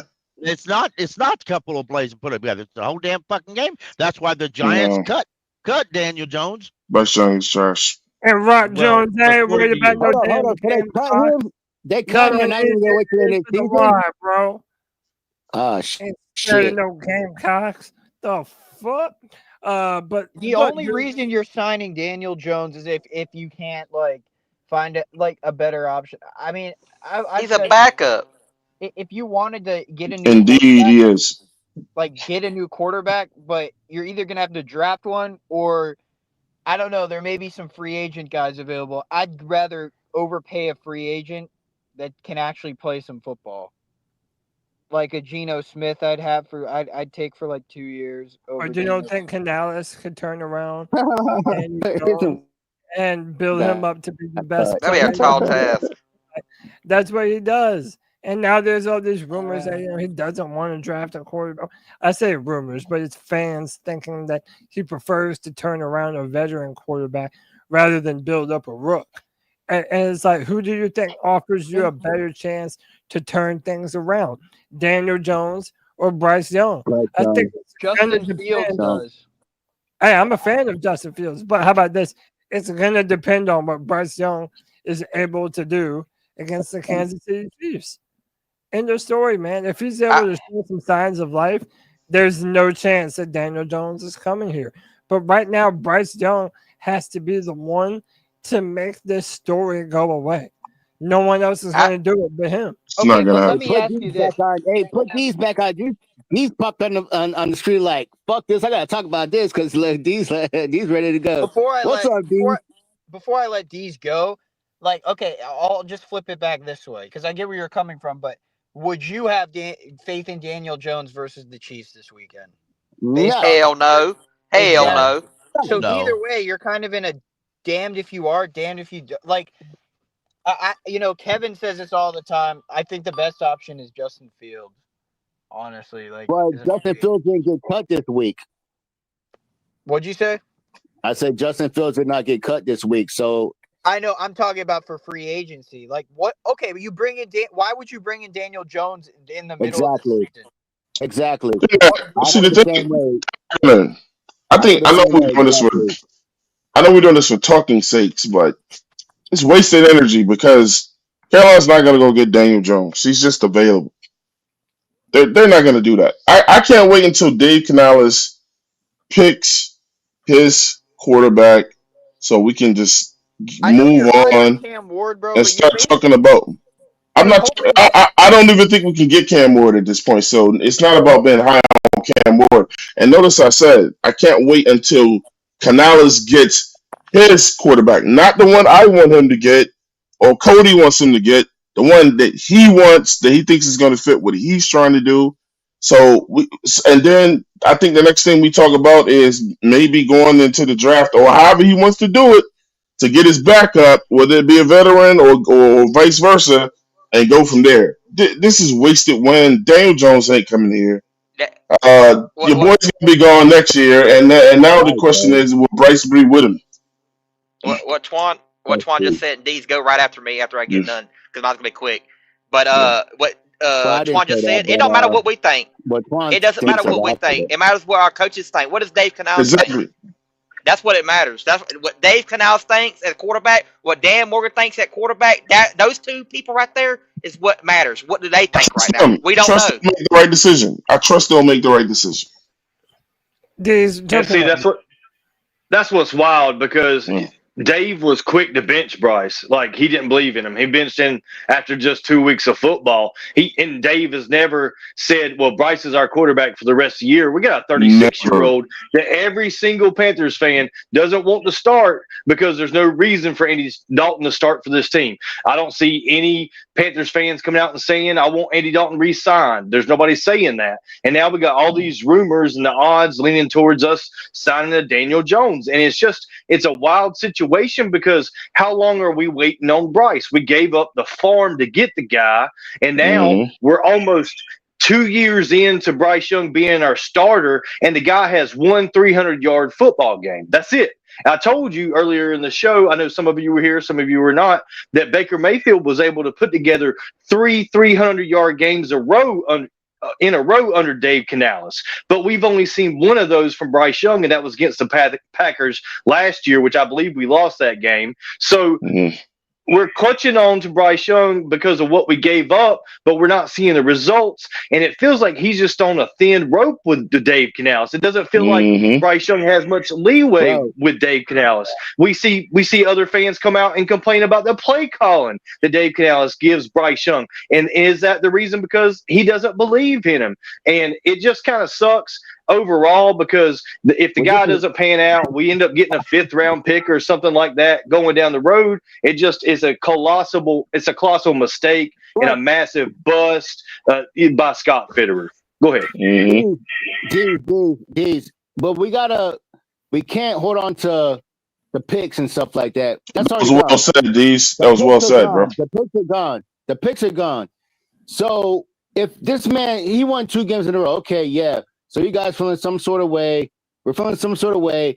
But he averaged maybe 150 yards a game, maybe at the most, maybe 130. And he threw like fucking 2 picks, maybe threw 2 touchdowns. Come on now. We won the game. We won those games. But he's not, I don't know, man. But have you seen Daniel Jones play? Daniel Jones is way worse. He's way worse than Bryce Young. He's been in the league for way longer. He's been to the playoffs. He had 1 good season because Saquon Barkley carried him. I'm not sure what your point is, though. But Al, don't you think that we've seen a higher high? Hold on, Al. Let me ask. Hold on. Hear me out. Don't you think that it's at least fair to say that we have seen a higher high from Daniel Jones than we have seen from Bryce Young to this point? We have it. We really have it. That's not true, man. That's not true, Man, that's not true. Come on, get your emotions out of it, man. That's not true, bro. Let me go to Anthony. Go ahead, Ant. Did you want? No, I'm just saying, he's been in the league for 6 years. It just feels like I don't want to keep going backwards on the situation. Now Anthony's gonna fucking tell me the same thing I just said. But go ahead, Anthony. Get your point off. Hold on, let him finish out. Go ahead. I'm just saying, I mean, believe in Bryce Young or not, yeah, he's most likely 90% not the long-term answer. So you have to be patient with this whole at quarterback. I think really, I don't know. I just don't think you go with Daniel Jones as your starter next year. What are you telling the fan base and the organization? How much hope does that really bring you into going into next year? It doesn't really interest me. Who put this out there? I mean, was it just a subject? Who put this out there that Daniel Jones? Because look, we know social media today, bro. They'll put Daniel Jones in the White House. You know what I'm saying? Who put this rumor? Because that's all it is out there. And why are we biting on this shit? Look, Bovada, the betting website that gives odds, according to Bovada, he is the odds-on favorite at plus 170. Based on what? No, listen, I'm just saying. I'm pretty sure nobody from our organization said that shit. Nobody said it. No, this is what Vegas is saying. Vegas is saying that we have the best odds to land Bryce Young. There is nothing coming from the Panthers yet. Man, that's some bullshit. Are we really going to pretend? Are we really going to pretend though that this isn't the most Panthers signing that we could make? This is the type of shit that we do. We did. No. Because see, let me tell you why. Because based on Canales and what Canales does in his past, that Canales wouldn't even touch Daniel Jones. That ain't his type of quarterback. You know what I'm saying? Now, the kid Browning and these other quarterbacks that these teams won't let go, I can see somebody like Brown. He would definitely go try and fuck with Browning or something like that. But Daniel Jones, Canales wouldn't even touch that. That's what I'm saying. How does Vegas know what the fuck our front office is talking about? It's just a rumor. Even Vegas makes up rumors. Juan, I'll kind of disagree with you just a little bit because I don't know what is Canales' quarterback. We don't know because if you look at it, what Geno, Russell Wilson, Baker Mayfield, apparently what's his name, Jack Plummer. Apparently that's his guy too because they brought him in. So we really don't know what his kind of quarterback is. He's all over the place, really. the reason we're favored is because Vegas thinks we're gonna do some stupid shit. Yeah, I agree with that, Anthony. Now there you go. That's If why. everybody stand off our stupidity, then they're spot on. Are they wrong? The reason why Daniel Are Jones. they wrong? No, but that's Yes. what I tried telling you earlier. This is a stupid move, but that doesn't in the back of my head, it's honestly a huge possibility because all we've done is make stupid moves. So this is disrespectful. The only reason why he's even connected to Carolina is because he was born in Charlotte. Yeah, he's from Charlotte. That's it. There's no Went to other reason Charlotte for last doing this. year. The I think Anthony hit his NFL mom. rumors put that bullshit out Yeah. on the 18th of November. Exactly. It says Panthers are expected to have interest in Daniel Jones this offseason. They're hoping they can get a payoff like the Eagles did with Saquon Barkley. Right. And I responded, "You're so stupid. Just because Daniel Jones went to Duke and it's in North Carolina and the Panthers are in North Carolina doesn't mean the Panthers have That don't mean shit. Yeah. I think Anthony's spot on though, Pickle. I think they're saying we do dumb shit, and if it's a team right there that's gonna be dumb enough to sign this dude, it's gonna be us. Exactly. I think that's what that shit is based on. I think Daniel Jones will end up with the Las Vegas Raiders before he ends up with us. I hope so. I think they're going to draft. I think the Raiders are going to draft Shedeur Sanders. Because nobody on here on this panel right now wants Daniel Jones. No, I don't want him, but you know what? Though, I understand why they think that they can turn him around. My bad. They're going to run the fuck. Yeah, my only point. You're right, Twan. I don't want Daniel Jones, but I understand that Daniel Jones' best season came when he had a good old line that protected for him, and he was able to run the football effectively. I understand why they said, well, hell, the Panthers can do just that for the time being. So, again, this is not the move I want to make, but I understand. And if you look at Baker Mayfield and Sam Darnold playing their best ball now, I'm telling you, man, a lot of these teams are going to think they can restore some of these quarterbacks that teams sort of gave up on at one point in time. I agree. I don't want to do it, the same thing over and over again. That's the definition of insanity. But Bryce Young better. How about this? Bryce Young better look impressive, or else Jones is going to end up being the option. It's not when we'll see you soon, Jones. So then, yeah, y'all might have to. Come on, crazy.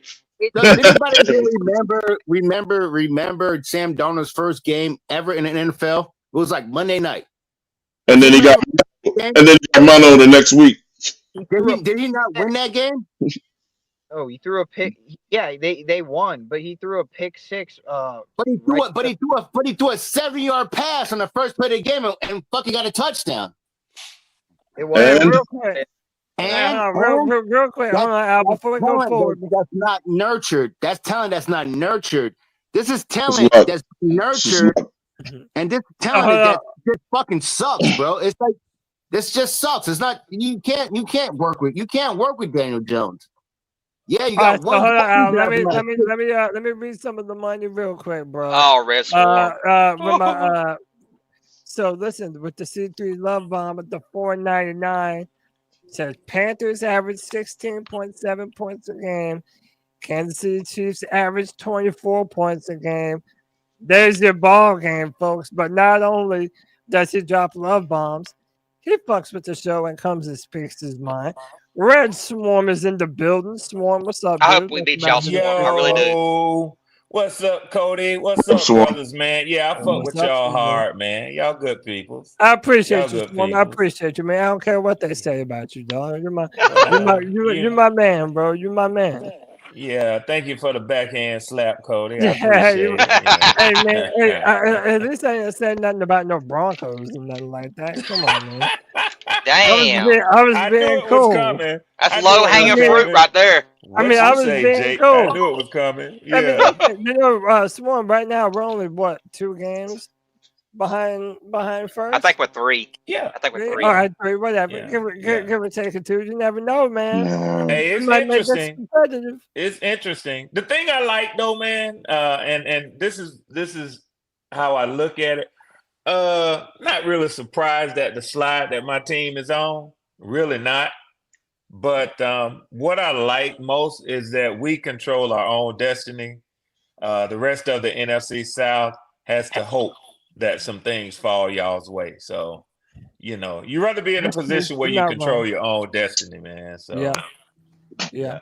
Hey, real quick, I mean, since you're here, is there any chance y'all see more of Michael Penix this year? Because there are times when Kirk Cousins looks old as dirt, bro. There you go with the bullshit. There you go with the bullshit, Cody. Cody, what I can tell you is it won't be because of Kirk Cousins' play. It'll be based on the scores in the games. If we're in a blowout, you'll see him to make sure that starters don't unnecessarily get injured or risk injury like what you saw with Tampa. Yeah. And if we're getting blown out, you'll see him get put in. That's what you've seen thus far. So if you're asking me if there's a chance that Michael Penix is going to replace Kirk Cousins this year, absolutely not. Oh, hell no. Yeah, Have you seen him yet? happening. I got a question. Have you seen him yet? Who, Penix? Yeah. Yeah, he's been They in saw him 2 against Broncos. games. He's been in 2 games. Okay. Yeah. Hey, Rich, I got a question for you right quick. Yeah, bro. Yes, sir. What do you think about our progress going forward for our rookies this year? You think they look good so far? The last few games? I don't know if y'all recall this or not, but I know that I was one of the first guys early in the season who said that what y'all did in this one draft has the potential to be monumental, not just for y'all's team, but for the NFL. Clip that, somebody.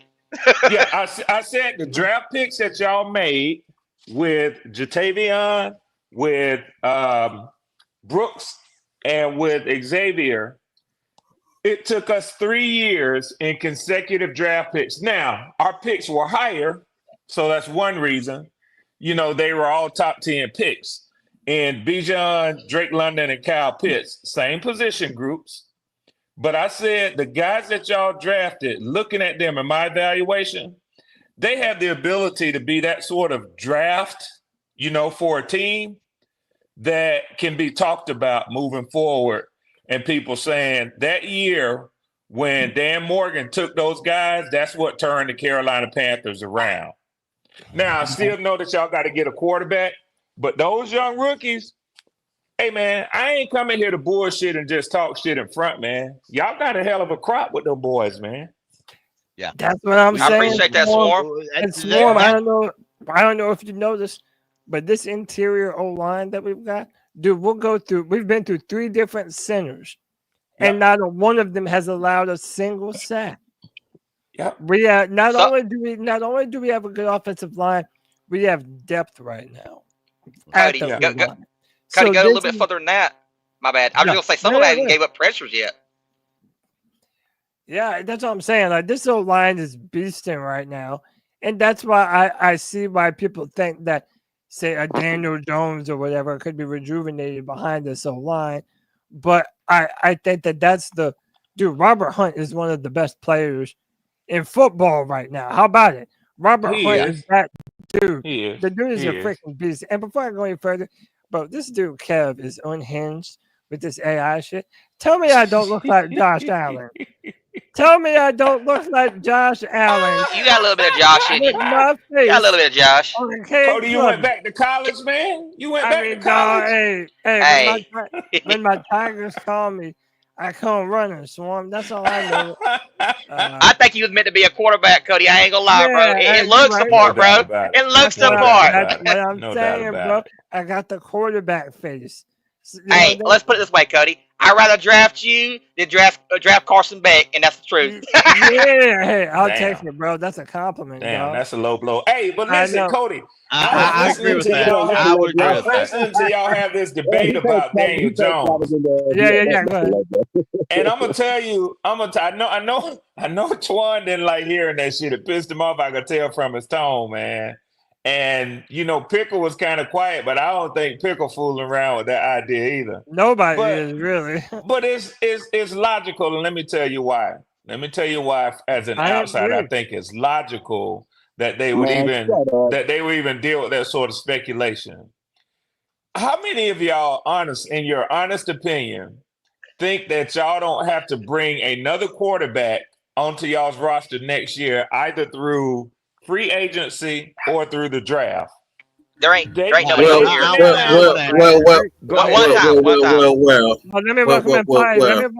Let me give you the intro you What up, deserve. Pop? From the Black Cat Panther Podcast. My homie. I am also his lawyer, attorney at law. My man Pop. Pop, what's up, bro? As we spoke of the Daniel Jones pack. My bad. Oh, shit. Yeah, it's very uncomfortable. But Brad Suave is hitting the point though, because if they're gonna throw the quarterback whisper, right? Remember when they said that? He's the quarterback whisper. Yeah. And then after that, since Bryce was, saying performing up to his standards and these ill skills, I'm pretty sure you heard those same analogies. Now they're saying, well, maybe he can only deal with veterans, can fix them, right? Yeah. Well, why not the great old guy from Duke? It's possible. It's possible. Not the Duke. Not the Duke. Hey, he can run too, Pop. He can run too, Pop. That boy can run. He can run. He's not a statue either, bro. So look, that's what I'm saying. Like this, look, like this is nobody. Come on now. This is a guy who can run but trips on the 1 yard line. That guy can run. Come on now, stop. At least he ran 80-something yards. But whatever it was to begin with, but look, let me say this. I do think that Daniel Jones is nobody's first choice. But if we're left with Daniel Jones and Bryce, who doesn't look, Is Daniel Jones already in? that's what I'm saying. Like, we're not gonna have that many options. You're basically looking at Justin Fields, Daniel Jones, or having to draft a quarterback in this year's draft, and we don't even know where we're going to be picking, who's going to be available, who's ahead of us. I don't know, man. I agree. This doesn't make this does make sense as much as we might not want to agree with. Cody, I mean, I don't like the idea, but are y'all really entertained? I'm entertained as hell right now. Yeah, I mean, I said this is the most Panthers shit ever, Pop. It's the most Panthers move that we could possibly make. If Daniel Jones comes Yeah. and puts on a fucking Carolina Panthers jersey, Yeah. I'm He might go It's a demon mode. moneymaker, We don't Pop. know. It's a moneymaker, Pop. The NFL they gonna follow Daniel Jones wherever the hell he go next year. no. They gonna follow him. No. They gonna follow him. It's a moneymaker. He needs to go to the 49ers where he can really truly get cussed out, where somebody can tap into him and bring him back to reality. He Well, they're needs to talking go to about the where Raiders too. where They're saying the Raiders are up in there. I think that's his best chance to start. Yeah. no, So, well, Pop, you're saying anybody's the best Sam chance Darnold is route. the Raiders. Anybody's best chance is to start in the Raiders. Go ahead, So, Cody. Pop, you're saying he needs to go the Sam Darnold route, get his mind right. He needs to get his mind right. He needs a coach that can sit down and talk his language, that can look him eye to eye and really put him in an echo chamber of some sort. Give him one of them green beans from Dragon Ball, Sensu Bean. Dragon Ball and tighten him up. Because Well, he's not Papa, gonna get that here. Well, He's not Papa, gonna get with that that here. being said, what do you think Sean McVay could do with him? A lot. Yeah, probably a lot. We don't have no Sean McVay here. We don't have that here. There's no Sean Payton here. Twan just don't like this no dude, Ron. period, man. Yeah, I don't care who we get here. If it means Bryce Young leaving, I'm with it. As long as the dude is competent. I don't think we see the best out of Dave Canales yet either, y'all. I don't think I've said it enough, but he's a rookie head coach, bro. We don't know what Canales really is yet. If we're going based off of Tampa Bay, what was he, y'all? First time offensive coordinator, right? Before that, he was like every position coaching wise, pretty much for Seattle. He was I think he was an assistant coach for something at Seattle. I can't remember. But we haven't seen the best out of Canales either, so we really don't know how good Canales is yet. Can I ask just one question? Who's that? Corona Man? That's Corona Man speaking. Corona Man, I want What I would push back on with you is what I don't like is everybody's in here trying to tag my head coach of what he's supposed to be until he tells you who he is. What you mean yours? Like he only yours? What? I can't. I like him. Hashtag I like him. T-shirts. It's been tramp stamped on people on women's backs. I like them. What you're not gonna do is I'm not gonna allow people to put him in the stereotype. I like that. I like that. My man was a quarterback. Question is player out here, bro. My question is lined up with what you just said, though, and this is to everybody. Yeah. Listen. Does anybody believe that Bryce Young is Canales' quarterback? We have to. I don't. We'll know by the end of the year. I don't. Listen. No. Did y'all not hear Diesel skills earlier? Man, look, Canales skills was just shaking his head, and that says a lot to me because he doesn't say a whole lot, man. No, but what he said that I love. When Canales speaks, he speaks very craftily. He watches what he says to make sure he never says anything that people can throw back on him when it comes down to that damn quarterback. And one of the things he's never done is ever committed to Bryce Young any type of way. Whenever you hear him talk, he has never really given like a real loud vote of confidence. Young since the preseason. My bad, Pickle was trying to say something. Yeah, let Pickle get in here. Yeah, Pickle and these. These guys ain't his quarterback. Pickle and these, and I'm gonna bring something else up. Yeah. I believe people are looking too closely at the quarterback. I'm looking at all the other pieces I want to see develop. I'm at the stage. Do I think we're going to win the division? Oh, hell no. That's stupid.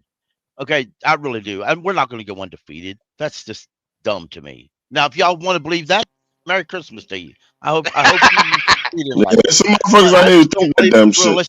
I just want to see the development. I like how these young receivers are developing. I like how this tight end he makes great plays sometimes. Sometimes he'll miss a block, and sometimes he'll screw up a little bit. But hey, he goes out there again, and he keeps on trying. I like how this offensive line developed really well. I have a lot of faith. I like how our running back Chuba developed good. Well, shoot, when he came here, I didn't think he was going to make it his rookie year, but he turned out a lot different. I like how these guys are developing. He's one of the best. That's what I look at. I look how the young guys are developing, and how quick the young guys are picking up the scheme on defense.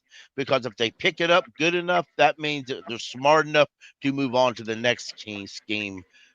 Because I still think Uvero is going to be out at the end of this year. Let me say this real quick.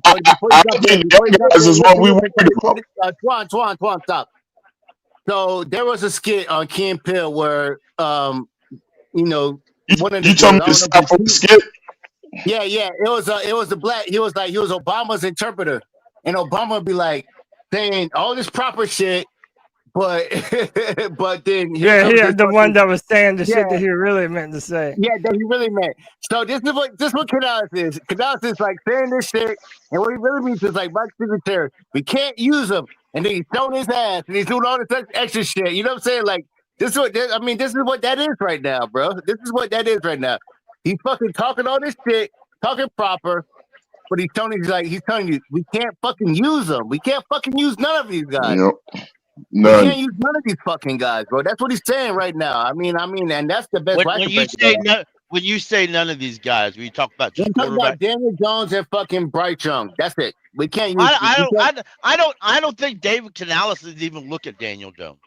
Yeah, I think all this Daniel Jones shit is fan produced bullshit. That's Yep. exactly what I think it is. So let All me the way from Twitter let to me Vegas. It's Fan all produced fan-produced bullshit. bullshit. so let me go to Diesel skills right here real quick. These, in order for Bryce to dead this conversation and make it a non-story, what does Bryce need to do? So, for example, last week he had around, I think, Go find another home. or 125 passing yards. What does he need to do in order to put this conversation to rest? Because if he has another similar performance, yeah, it might be a step in the right direction. And if we didn't lose because of him, that's a positive. But if we're also not necessarily winning because of him, I feel like it's still going to be used against him. What does Bryce have to do against Kansas City to put this to bed? I don't know that there's much Bryce can do to win the favor of Dave Canales at this point. This is the best we've seen as far as the Panthers attempting a real rebuild. We've got the GM, the head coach locked in together. What are we missing? The quarterback, the third thing. That's what we need. All three lockstep together moving forward, and we don't have it. So I don't know what Bryce can do. Is Bryce really going to go out here and throw 3 touchdowns to Xavier Legette for 150 yards for Xavier? Like, no, that's not going to happen. None of our rookie wide receivers or that tight end, Jatavion Sanders, have had 100 yards receiving this year. It may okay, sure. All right, so let's say Bryce Young has 100 yards to Jatavion, 100 yards to Legette, and 100 yards to Coker. That would do it. That's what it would take. And that's what I've been saying. That's what I've been saying this show. He hasn't had that type of performance, and over the course of 2 years now, almost 2 years. I know we haven't finished the season. Maybe the last 2 weeks of the year he throws for 600 yards between those 2 games, but I highly doubt it. I think the writing's on the wall. We got a brand new GM. You got a brand new head coach. The last step is the quarterback that they want together to move forward and rebuild this franchise. Bryce Young has had nothing but a short leash under Dave Canales, and I'm not surprised that we got these rumors of Daniel Jones coming in, and that's the reason why, because the leash has been so short. He's not been given any kind of grace as airing out the football. He hasn't shown the confidence to throw the football down the field. You had Dave Canales on the mic Monday saying, we need to continue to work on Bryce Young's confidence, and that doesn't sound like a guy that's going to come out here and win the game for us. So I don't know that he's in the situation where he can win, but if he does, that's great for the Panthers. But so far, it doesn't look like that's what's going to happen. It looks like we're going to get a low-round draft pick for Bryce. He may do better somewhere else than he did here for us. I'm just worried about somebody like Daniel Jones coming in and looking just like Sam Darnold did, the same kind of path where the team's not quite built yet, and you're putting a refurbished quarterback in the same type situation. But we need that cohesion. We need all three in lockstep. It needs to be the GM, the head coach, and the quarterback all on the same page. We'll get there soon, Cody. Thank you, Diesel skills. Great deals. Let me go to Red Swarm on this. Swarm, from an outsider's perspective, right? Do you think that Bryce can even do enough to actually be the guy for us from the future? Like, I don't even know what your opinion on Bryce is. I think I kind of know, but like, can Bryce win this job outright? Or did you think that our coach should find his own coach, like I was saying that y'all should do before this past draft? Yeah, you did. And you told me that's what we were going to be doing. I give you credit for that. I think that this is what came to my mind when Deez Ills was just talking, man. The thought that came to my mind was, you guys have a young nucleus of talent that can put up those sort of statistical numbers. You know, Legette can get in the end zone. He's been getting in the end zone this year. He can go over 100 yards in a game. Jatavion Sanders can be a 50-plus reception yard tight end and get to the end zone. Y'all got to see what Brooks will do. But, you know, the missing piece is a quarterback who can distribute the ball to those sort of weapons. Cody, motherfuckers talk all kind of shit about Kirk Cousins. But the fact of the matter is, our receivers are our position players. Their numbers are elevated with a quarterback who knows how to use them. Yeah. And that's what it's going to take for y'all. Bryce is not that guy. He's not. And that's from the outside looking in. I'm licking my chops.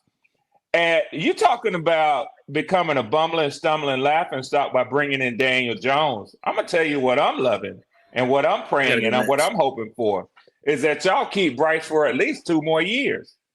But, you know, the real football fan in me says there ain't no way in the hell Dave Canales is going to do that.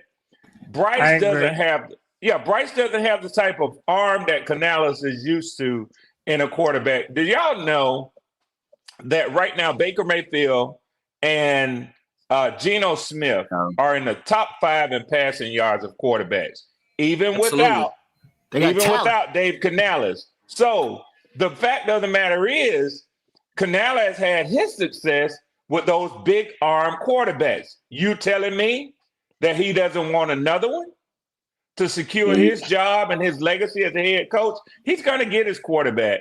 Now, I know that that's a big debate in Panther Nation. No, it's not. It's really not. It is. It is. It's a great. He's right.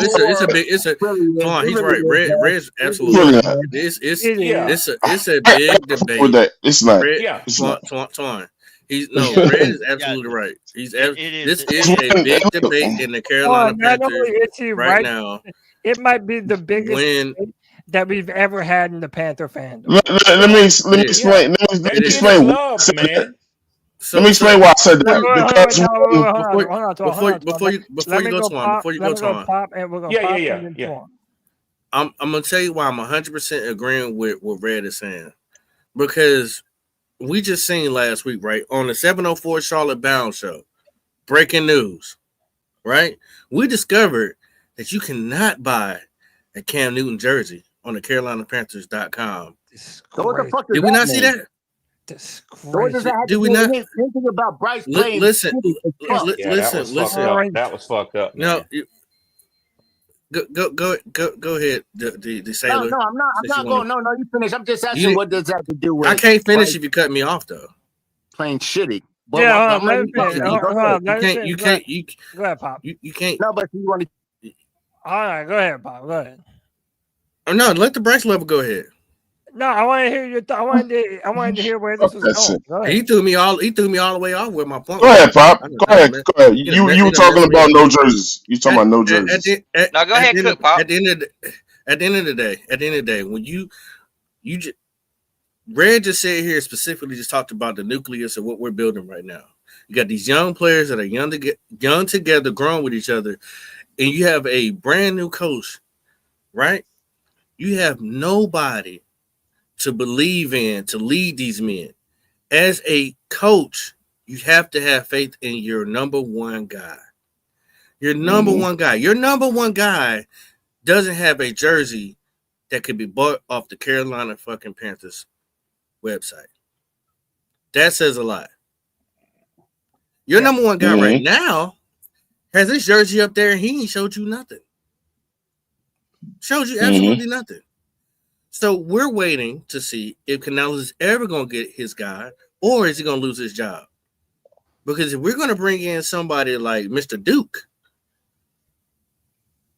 which they don't mind eating $20 million to their cap, there's a problem. I don't want the Carolina Medical Panthers trying to fix another person's trash. Bro, this is not CMC Maine. I don't know if any of y'all know what CMC Maine is. This is not CMC Maine. I think we're in the same position because it ain't your turn, bro. It ain't your turn. I don't like Bryce. Red swarm stop. So Red is absolutely right. There is a problem. It's very debatable why we should be looking for a quarterback. Hold on. Why the head coach should be looking for a quarterback. And I'm done. That's all I'm going to say. I'm going to let you get off. I'm going to let you say your whole piece. I'm going to try and let everybody have their whole piece. Let me let Twan go, and then I'm going to go to you out. I'm going to let you say the whole thing. I'll go after him. Just let him go, man. Get it out the way. All right, go ahead, Al. I think they both fucking suck. They're both fucking trash-ass quarterbacks. Like, it's no way that we can fucking win with this. But fucking, I don't know, man. I mean, like, they're both fucking just sorry quarterbacks, bro. Like, I watch football. I've been watching football since I was fucking goddamn 6, 7, 5 years old, bro. I've seen good football. Like I told you, I see Marino play fucking goddamn Montana in fucking Miami live. I've seen that shit. I love that shit. That's great football. A great game. I've seen that. I seen Brady play fucking goddamn Jay Fiedler, and that was still a great game. Did his coach believe it? But did his coach believe in his quarterback, right?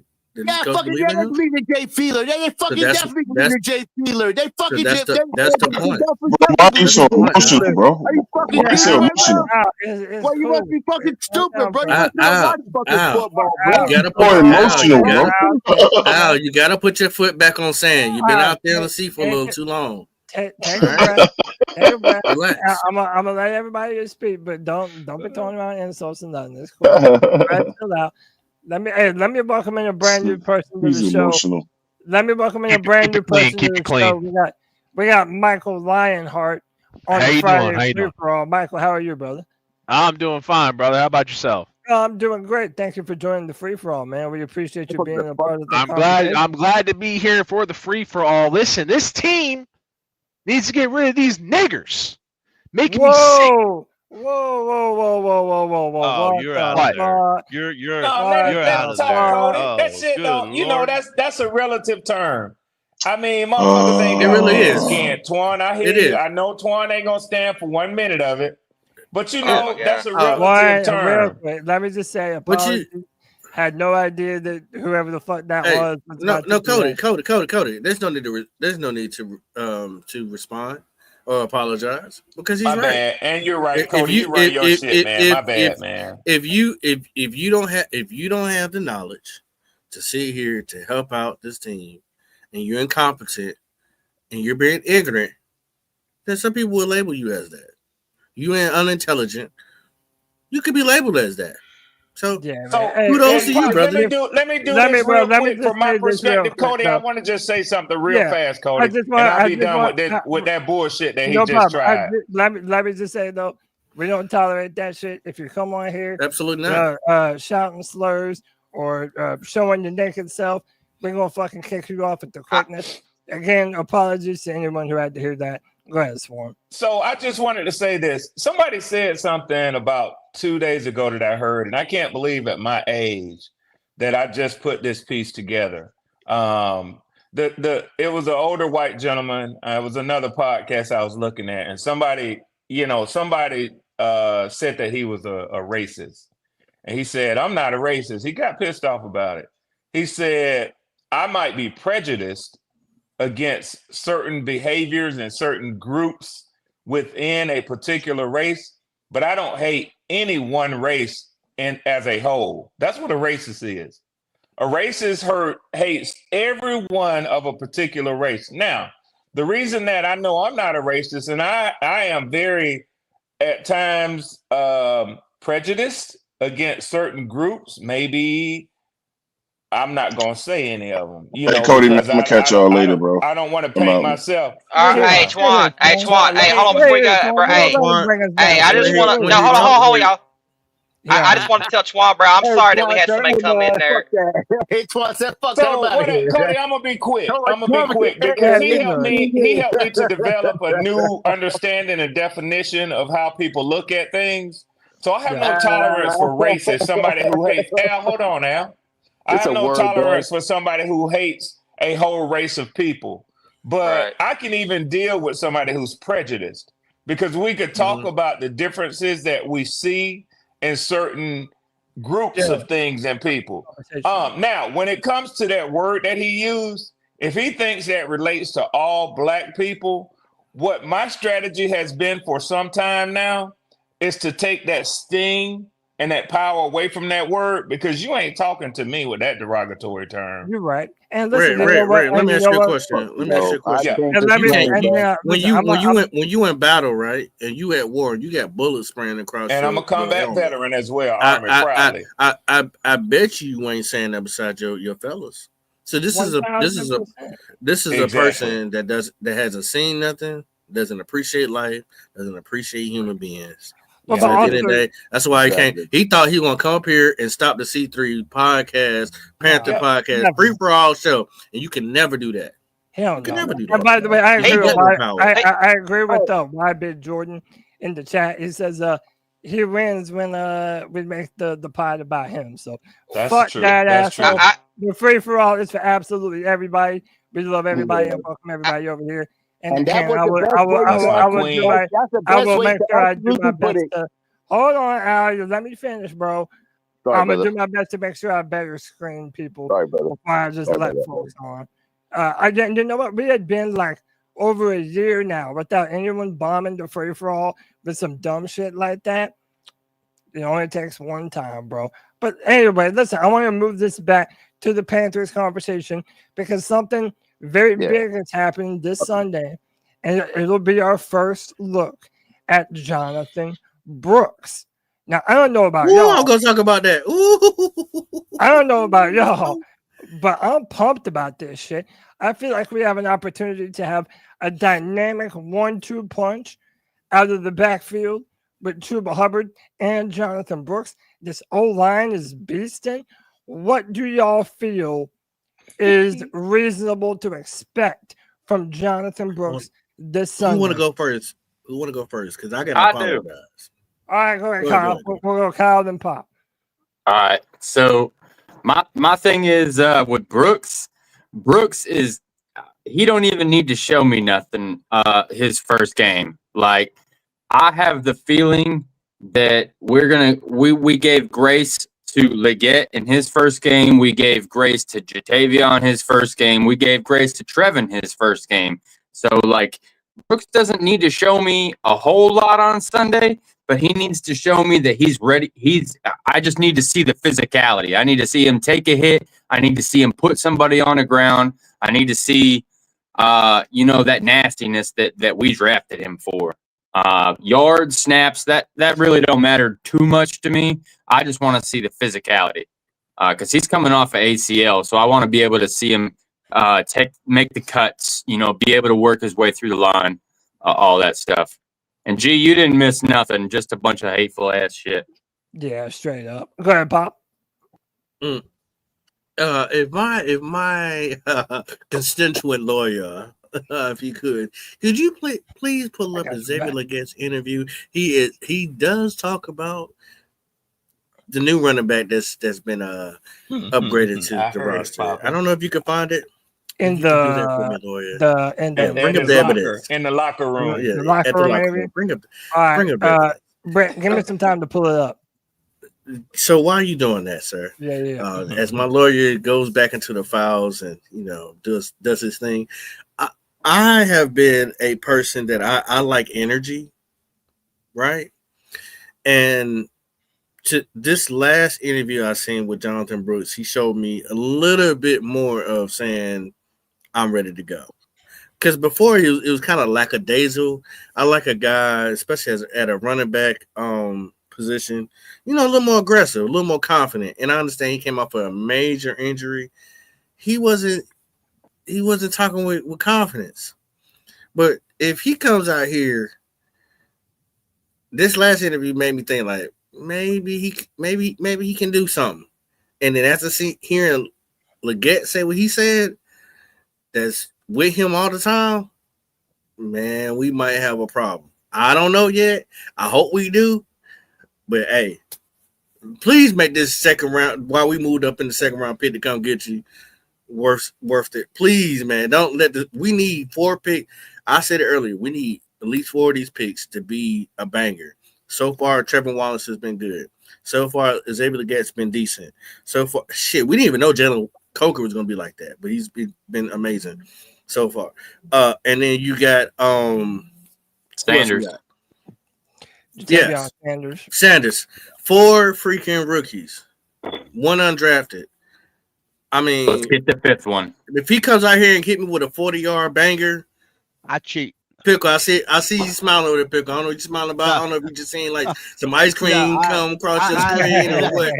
Talk to me, Pickle.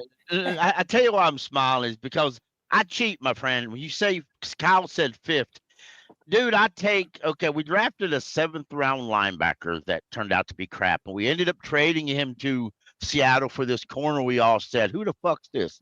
He turns out to be a pretty good corner. To me, I'm cheating like hell. That's my pick. So anyway, that's kind of cheating. Because That makes sense. We did trade a pick for Greg Olsen, remember? And everybody said that's the best third-round pick we ever spent. So this could be the best seventh-round pick we ever spent. So is this the one you were talking about, Pop? The Xavier Yes, sir. talking Yes, about sir. the yes, sir. Yeah, we're gonna talk Mullins. Do you feel like your skill set has advanced as far as run blocking and things like that since you've been here? I say they emphasize it more here for me. It's something that I really had to do. I ain't really had it more so do it in college for real, but they emphasize it here. So yeah. They say receivers don't like the block. I ain't got no problem with black. But he already said he don't mind putting his hands on people. I ain't got no. Oh no, it's further along. It's further along. Who sounds more country, me or Xavier? That's the first part. Yeah, I'm gonna have to find it. He's still got you beat, Jake. Down the road. Hey, man, I'm gonna have to find it. So when Leggett says, Yeah. So what Leggett says, he said, JB been out there, you know what I'm saying, been practicing, full practices, this and that and other. He said, but he looked like he faster than I just paid new running back. I'm like, no. You tell him he's faster, bigger than Chuba? Oh yeah, man. I agree. He's faster. He's faster. And the report. I'm sorry, Pickle. You get. I have been kind of all this week and some of last week. These boys that's been on space with me will tell you I've been kind of now. I'm not going to make a judgment till I see him, because y'all watched a lot of football too. We've been burned by a lot of second round picks over the years. I'm not falling for that second round glory crap no more. That's true. So I'm like, I'm going to wait and see. Now, I watched a couple clips from Panthers.com, just him running in drills, right? And I just in those drills, he's faster. So that got my curiosity. So I Googled him and watched some tape on him from Texas, in-game tape. He's faster than Chuba. And he probably can hit the hole as hard as Chuba. Maybe not as hard. Chuba's got some experience on him on these NFL hards. So that he'll have to. He'll have to go through some of that experience level. But as far as speed, I watched a clip the other day with Chuba. Because Kyle, you was in there, I think, with me. I said, now, Brooks would have outrun him. Because Chuba would have got a touchdown, but he just wasn't quite fast enough. You put somebody with just a little bit more speed, he's gonna have a lot more. He's got to go the distance. Let me just ask, are you saying that Jonathan Brooks could be the lightning to Chuba's thunder? Exactly. That's exactly what I'm saying. Now, also remember what Canales said today. All of a sudden. What Canales said today. If I'm not mistaken, he said he'll get a lot of third down action. Now I know I have that. That means they may pass him the ball. Now, you imagine him with his speed him the ball. On a screen pass. That's where his butter's gonna be bread at, or his bread's gonna be buttered at, or whatever you want to say. But that's what it's gonna be at. It's gonna be in the catching game. It's gonna be in the pass game. He's not a better runner than Chuba. That's never gonna happen. But he'll be a better pass. Potentially, don't never say never. Don't never say never. Potentially, Al, you tripping, G? I see Chuba as Jonathan Stewart, and I see Brooks as a D'Angelo Williams. Yeah. So I love that. Let me play this clip, and I'm gonna pass it to G baby. What up, G baby? This is Canales Canales on the amount of snaps or touches that Jonathan Brooks should expect. We'll just kind of use him a little bit similar in some of those roles. And, the starting point is Chuba, and Chuba will go. But we'll get Brooks out there. Pitch count? Not thinking pitch count. No, he's got to be ready to play a full game. If something did happen and, Chuba. That's my coach. Shoelace, got no pitch count. Get that fixed for a second. That's it. That's my coach. I like that's that. All of our coaches. Yeah. Let's go. No, he ain't my coach, but I damn sure like that attitude, though. Hell yeah, bro. I stand that dude right there. Oh, that's my coach. Red, he your cousin's coach. He's your cousin's coach. Yeah, There you go, Pop. let me throw this out there. What they do? The one thing I like about Canales, and a lot of people don't talk about it. I often don't talk about it, but maybe I should. One thing I like about him is a few weeks ago he benched a former first-round quarterback. Now, granted, he said he did it for his own good, and I believe that.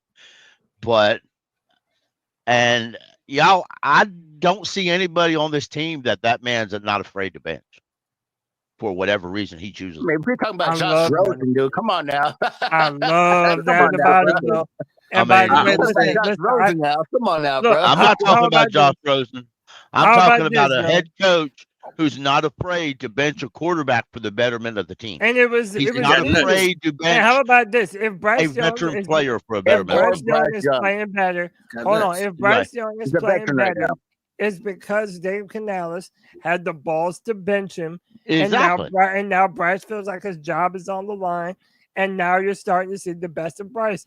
I agree with Right. that. And to this point, I have agreed with almost every decision that Canales has made when it comes to the roster. Let me go to G Baby. G Baby, what are you expecting from Jonathan Brooks against the Chiefs, bro? Well, a lot of y'all know I'm a Texas fan, man. I've been a Texas fan my whole life. So I've been watching Jonathan Brooks for years. For years, I've been watching this motherfucker, and I'm telling y'all right now. Well, we'll just talk about Sunday. I expect him to get 5-7 carries. Nothing, nothing. Not a lot of work, but just the whole game, enough to get his toe, enough to stick that big toe in the water. You dig? Just enough to just stick the toe in the water. Just 7 carries is all I need to see, and I would love to see us use Jonathan Brooks in the passing game because that's where he excels. And Jonathan Brooks is a great pass blocker. He's a great. He gets one touchdown pass Sunday. blocker. What I expect Jonathan agree. Brooks to take Chuba's spot, to be honest. He's getting one touchdown. He's getting one touchdown, Corona man. Yeah, I agree. I agree. One touchdown. And Pickle, I will put him at the very first drive. I would use Chuba with the third and short. Bring him in third and down. Yeah. Third and short. Jonathan Brooks runs harder than Chuba Hubbard, y'all. I'm telling y'all right now. I think that's the best case scenario possible. We have Chuba Hubbard as our starting running back and Jonathan Brooks coming in as the rookie. The best case possible scenario is Jonathan Brooks takes that number 1 spot and Chuba becomes the power back, third down running back. He's going to eventually. I'm That's gonna tell you best something. case. Just like G Baby said, I'm gonna tell you something, man. I love, and no homo, I love Texas running backs, man. You can't Hey, go the wrong RB when you factory, draft a man. Texas. RB factory, baby. Yeah, you can't go wrong when you draft a Texas running back, man. That's just a fucking fact, man. Can I say I'm something? I'm ready for my next 24 jersey. John Robinson made Chuba step his game up, and I don't care what nobody say. In our division, John Robinson made Chuba step his game up. I don't care what nobody say. Oh, well, hold on, man. Bijan Robinson is the best running back in our division. I'll take Bijan Robinson over fucking Alvin Kamara right now. Not yet. He's almost there. No, he's there now. He's there now, G. It's free, bro. Talented wise, he might be, but not by performance. Alvin Kamara is the best. Alvin Kamara is the best running back in our division. Hey, how about this? I'm on Team Chuba Hubbard, baby. That's my motherfucking running back right there, dog. Let me read this. Let me read this comment by Claire. Yeah, no, this is a great comment. Only because it's Claire. Go ahead. Read the other one too, Cody. Ladies first, you know what I'm saying? Chuba Hubbard recorded time at the combine 4.48. Jonathan Brooks 4.45. If we base it on that, they're about even, but that's running in a straight line. Great point by Claire. They're kind of the same in their skill set, I would say. JB has better hands than Chuba. Let's look at it like this. Having JB and Chuba both being in the right spot is great. Yep. Yes, it is, man. Listen, I don't want to. I'm not going to put down either of them. I think they're both a great player to have. I'm happy to have them both. Yeah, Al and then Pick. But Claire, hold on. I'm gonna cut you off. No. He said Al. He said Al. Because I gotta holler at Kitty. Kitty, go ahead, brother. Go ahead. Please post Canala's picture all over your walls. I know he's cute and sexy. That's your coach too. I got it. We good. But that's my baby, Kitty. That's my baby. You know what I'm saying? I am confident enough in my own sexuality to say that's a handsome ass dude, man. You ain't wrong. That's a handsome dude. That's a handsome dude, and I'm just telling the truth, man. I know that's for sure. So, real quick, the difference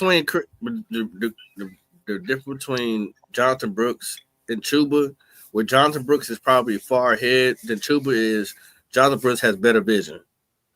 Thank you, bro. I'm telling y'all right now, Jonathan Brooks is a way better running back than fucking Chuba Hubbard, and it's not even fucking close. And y'all gonna fucking hold on now. It's not close. Hold on. It's not close. No, we can't say that yet. He's never played a game. Say that, bro. I promise you, it's not close. Well, hold on. Why do we have to? Hold on. In one season. Listen. What are you talking about? All I'm saying is, why do we have to put down one? In one season. Hold on, Al. Why do we have to put down one? In the Big 12, Al. Stop the cap, G. Yeah, but they're both really damn good running backs, man. Chuba is the boss on this team. Bro, I'm a fucking Texas fan, bro. Chuba Hubbard ran all over Texas, man. What are you talking about, G? I watched him, bro. Let me go to Pickle. One at a time. Let me go to Pickle. No, I told Pickle that he could go. Go ahead, Pickle. Y'all shut the hell up. I love it. Me too. Hell yeah. You know what? Chuba is who he is because it took him 4 years to get there. He just did. He's had a Foreman running back he was partners with for a year.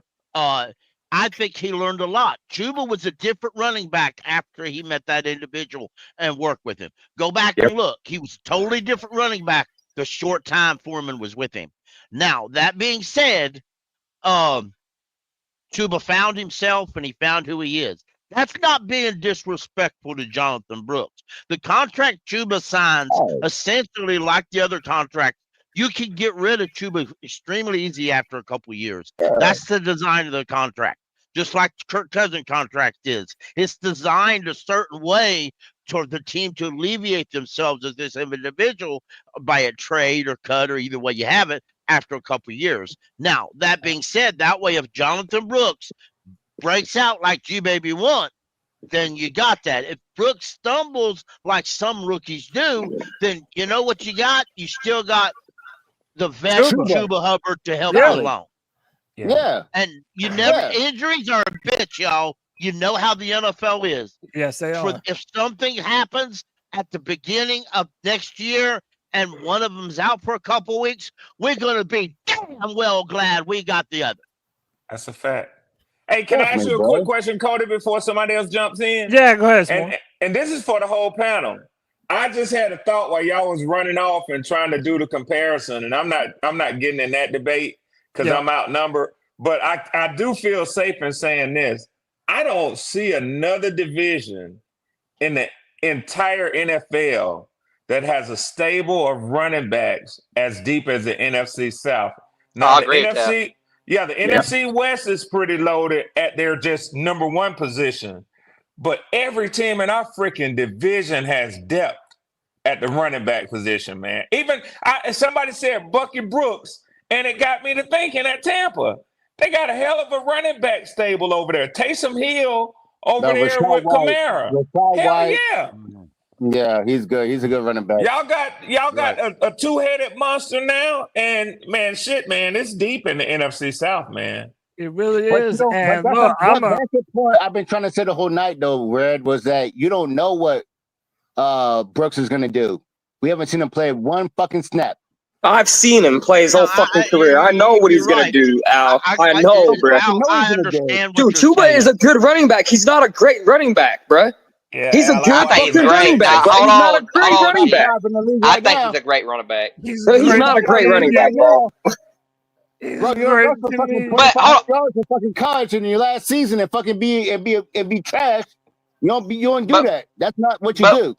He was But Morgan, it would neither be- of them are trash. Go ahead, Jake. Yeah, but why are we? For one thing, why are we Who's shitting a on lot either of one them? of these players? Like Right. we're in a position where. We're in a position right now. It's great to have this, but why are we shitting on one or the other? If any of y'all watched the Panther Blueprint this past couple days, they have a great relationship. Yeah, But one is They have a overpaid, great Jake. relationship. One is overpaid, and that's my problem, bro. They're already boys. talking They're about. This- friends. And yo, Chuba is way better than you're giving him credit for. No, man. Chuba is Nah, a bro. baller. Chuba's over He's a fucking paid, man. hard-ass runner. And by the way, let me agree. Hold on, let me agree with. right now. Hold on, Bryce Young's not overpaid right now. Hold up, Al. Let me agree with the real HHENT with the $2 love bomb. It says, "Who cares? Happy to have both." And I think that's what Jake is Amen. saying, man. Like we have both of these players, and they're both in the Panthers jersey. I would rather have a 1-2 punch than only be dependent upon that one bell cow running back. It just serves to make us better. So let me bring it back to the Chiefs though.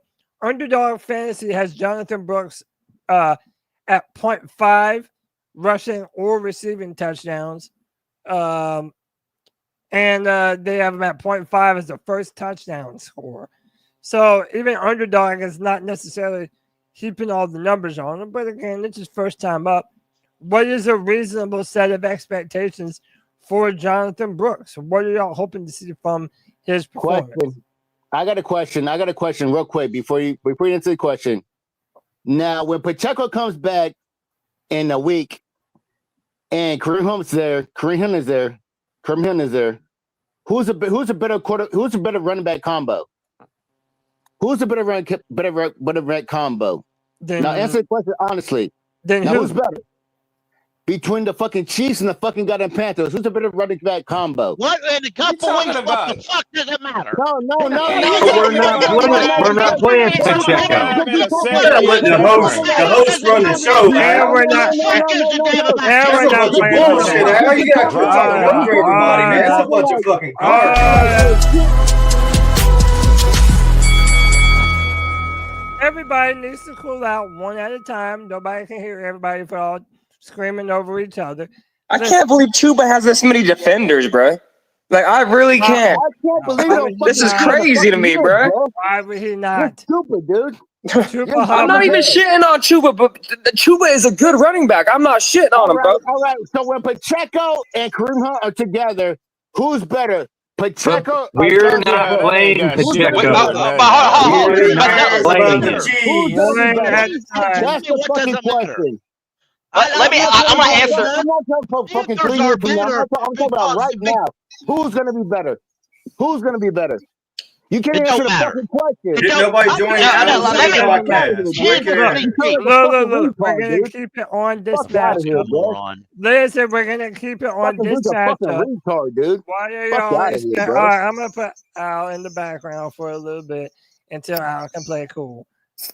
So my question is, what are we expecting from Jonathan Brooks in this matchup specifically?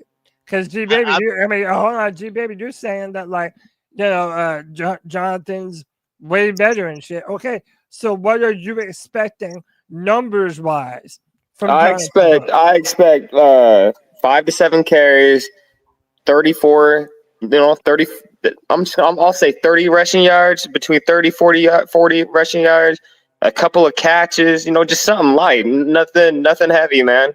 Nothing heavy, man. We just got to ease him in, but it's sounding like he's been eased in. Like, I'm so happy that we didn't bring this guy back week 1, and and we put him on IR for the first 4 weeks, and we continued to keep him out, and I love that shit, man. Like, he's had more than enough time to heal that ACL. So I expect big things from fucking Jonathan Brooks, man. I really do, man. And he'll take Chuba's spot by the end of the year, bro. I truly believe that, man. Because I see us having 3 to 4 more wins this season. I see us fucking taking that number 1 spot in the division, bro. The Falcons are gonna lose another game, bro. We gonna beat KC, and then we down 1 fucking game. I can see it. And the Falcons is gonna fumble that fucking bag. Don't fumble that bag, bro. I think that we're gonna beat Dallas. I think we're gonna beat the Cowboys. We're gonna beat Dallas and we're gonna beat the Bucks. At least split with the Bucks. We will beat Atlanta. We will beat the fuck out of Atlanta. I promise you, bro. Let me ask this. Hey, now since I still have Red Swarm, do you think our second matchup will be more competitive than the first one? Respectfully, guys, because what has happened is, I was talking shit earlier in the season, but I think that I had a moniker of seriousness to it when I said that week 18 we would be resting our starters. I think that Tampa has the easiest schedule, if I'm not mistaken, remaining schedule in the entire NFL. They could go 6-0. I mean 7-0. They play this weekend, but I think that realistically they could go 6-1 with no problem, and that would give them 10 wins. We're gonna have that week 18 game against y'all, and I hate to tell you, G baby, but in the dome in Atlanta, y'all not winning that game, man. I don't care how tough it is, but we got to have that game now. So. It is what it is. People can talk about these 2 games that the Falcons have lost here lately. But, Cody, you asked about, do I think that game will be more competitive? Nah, it won't be, man. Get the fuck right. Hey, hold on, time out, man. This is a fucking Panther fucking podcast, man. You over here letting this little player come up in here talking shit to the motherfucking Black Cats, G. What the fuck is going on? Hell no, man. I ain't standing for that shit, bro. Hell no, G. Yeah, I respect his fandom. My thing is this, bro. I've said this before, Swarm, but look, I've already revealed all my dirty, dark secrets. I was born in Georgia when I was a little ass child who didn't know no better. I had a first-hand experience with the Falcons, and I feel like the Falcons will build you up just to let you down in the worst ways possible. So, Small, I'm just saying right now, yeah, y'all at the top of the division and you earned it. But I think it's all about who gets hot at the right time. Right now, I think the Panthers are trending up, and at least on the surface, it looks to me like Atlanta might be trending down. And don't let us beat Kansas City. Don't let us beat Kansas City, Schwar. I'm telling you, G. With all that being said, I guess G-Baby expected me to say, yeah, y'all going to beat the fuck out of us. We're going to lose our next 6 games. G-Baby, that shit ain't happening. And G-Baby, guess what else ain't happening? Y'all ain't beating Patrick Mahomes and Andy Reid following a loss. Y'all are. I feel like we will split with Tampa, though. I don't think Tampa's going to beat us twice. I don't. I think y'all will split with Tampa, too. Cody, you've heard. It seems like you have to defend the fact you was born in Atlanta. I think that's so ignorant. And let me tell you why. Okay. Yeah. In 1968, I was born in Mansfield, Ohio, or near Mansfield, Ohio. Now, I've never claimed the Cleveland Browns or the Bengals, who was created the year I was born, as my fucking team, and I never will. Hell yeah. When growing up in the state of West Virginia, my cousins, who we live right next to, all loved the Steelers. And I thought, I ain't cheering for the same guys you are. Yeah. So the others decided they were going to cheer for my brother decided he was going to cheer for the Browns. And I said, well, I ain't cheering for them losers either. So I ended up cheering for Washington, who was also the team that we often saw on TV. Yeah. And when I moved to North Carolina, they created the Panthers. I said, that's my team, and that's who I'm stuck with for the rest of my life. So I know people joke, but I just don't see the connection. Yeah, the only point I was making is that I know, even though it was a long ass time ago, I had firsthand experience on how the Falcons they will leave you disappointed.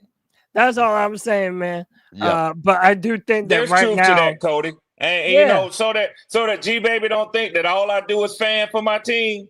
I can at least admit certain shit. And what Cody just said is true. We have a long history of jumping out to leads, not just in games, but in standings and everything else. And there's a term called falconing. It's a real thing. I also remember it back in 2016. I mean, no, 15. Remember, Swarm? Y'all started out 6-0 with Carolina. Yep. And then y'all just hit that cliff and it just went down. Kirk ain't doing that this year, though, Cody. I'm a hush now. Hey, Okay. Cody, I'm going to tell you one funny thing before y'all get to because I ain't going to be jumping in because everybody don't like to hear the Falcon talk. But, hey, Cody, I saw a funny, well before you started talking about, the Chuba discussion and the Jonathan Brooks, and I held it. But I wanted to say this is somebody put in the chat. Deshaun Watson is going to be a free agent next year. God damn. Oh, no.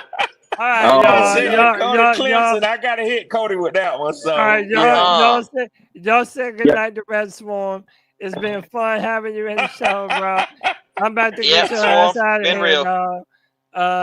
Red Swarm, shut the hell up, bro. I never. Swarm, for real though. On that point that you were bringing up, Swarm, that we talk about the Falcons, sometimes Falcon at the end of the year.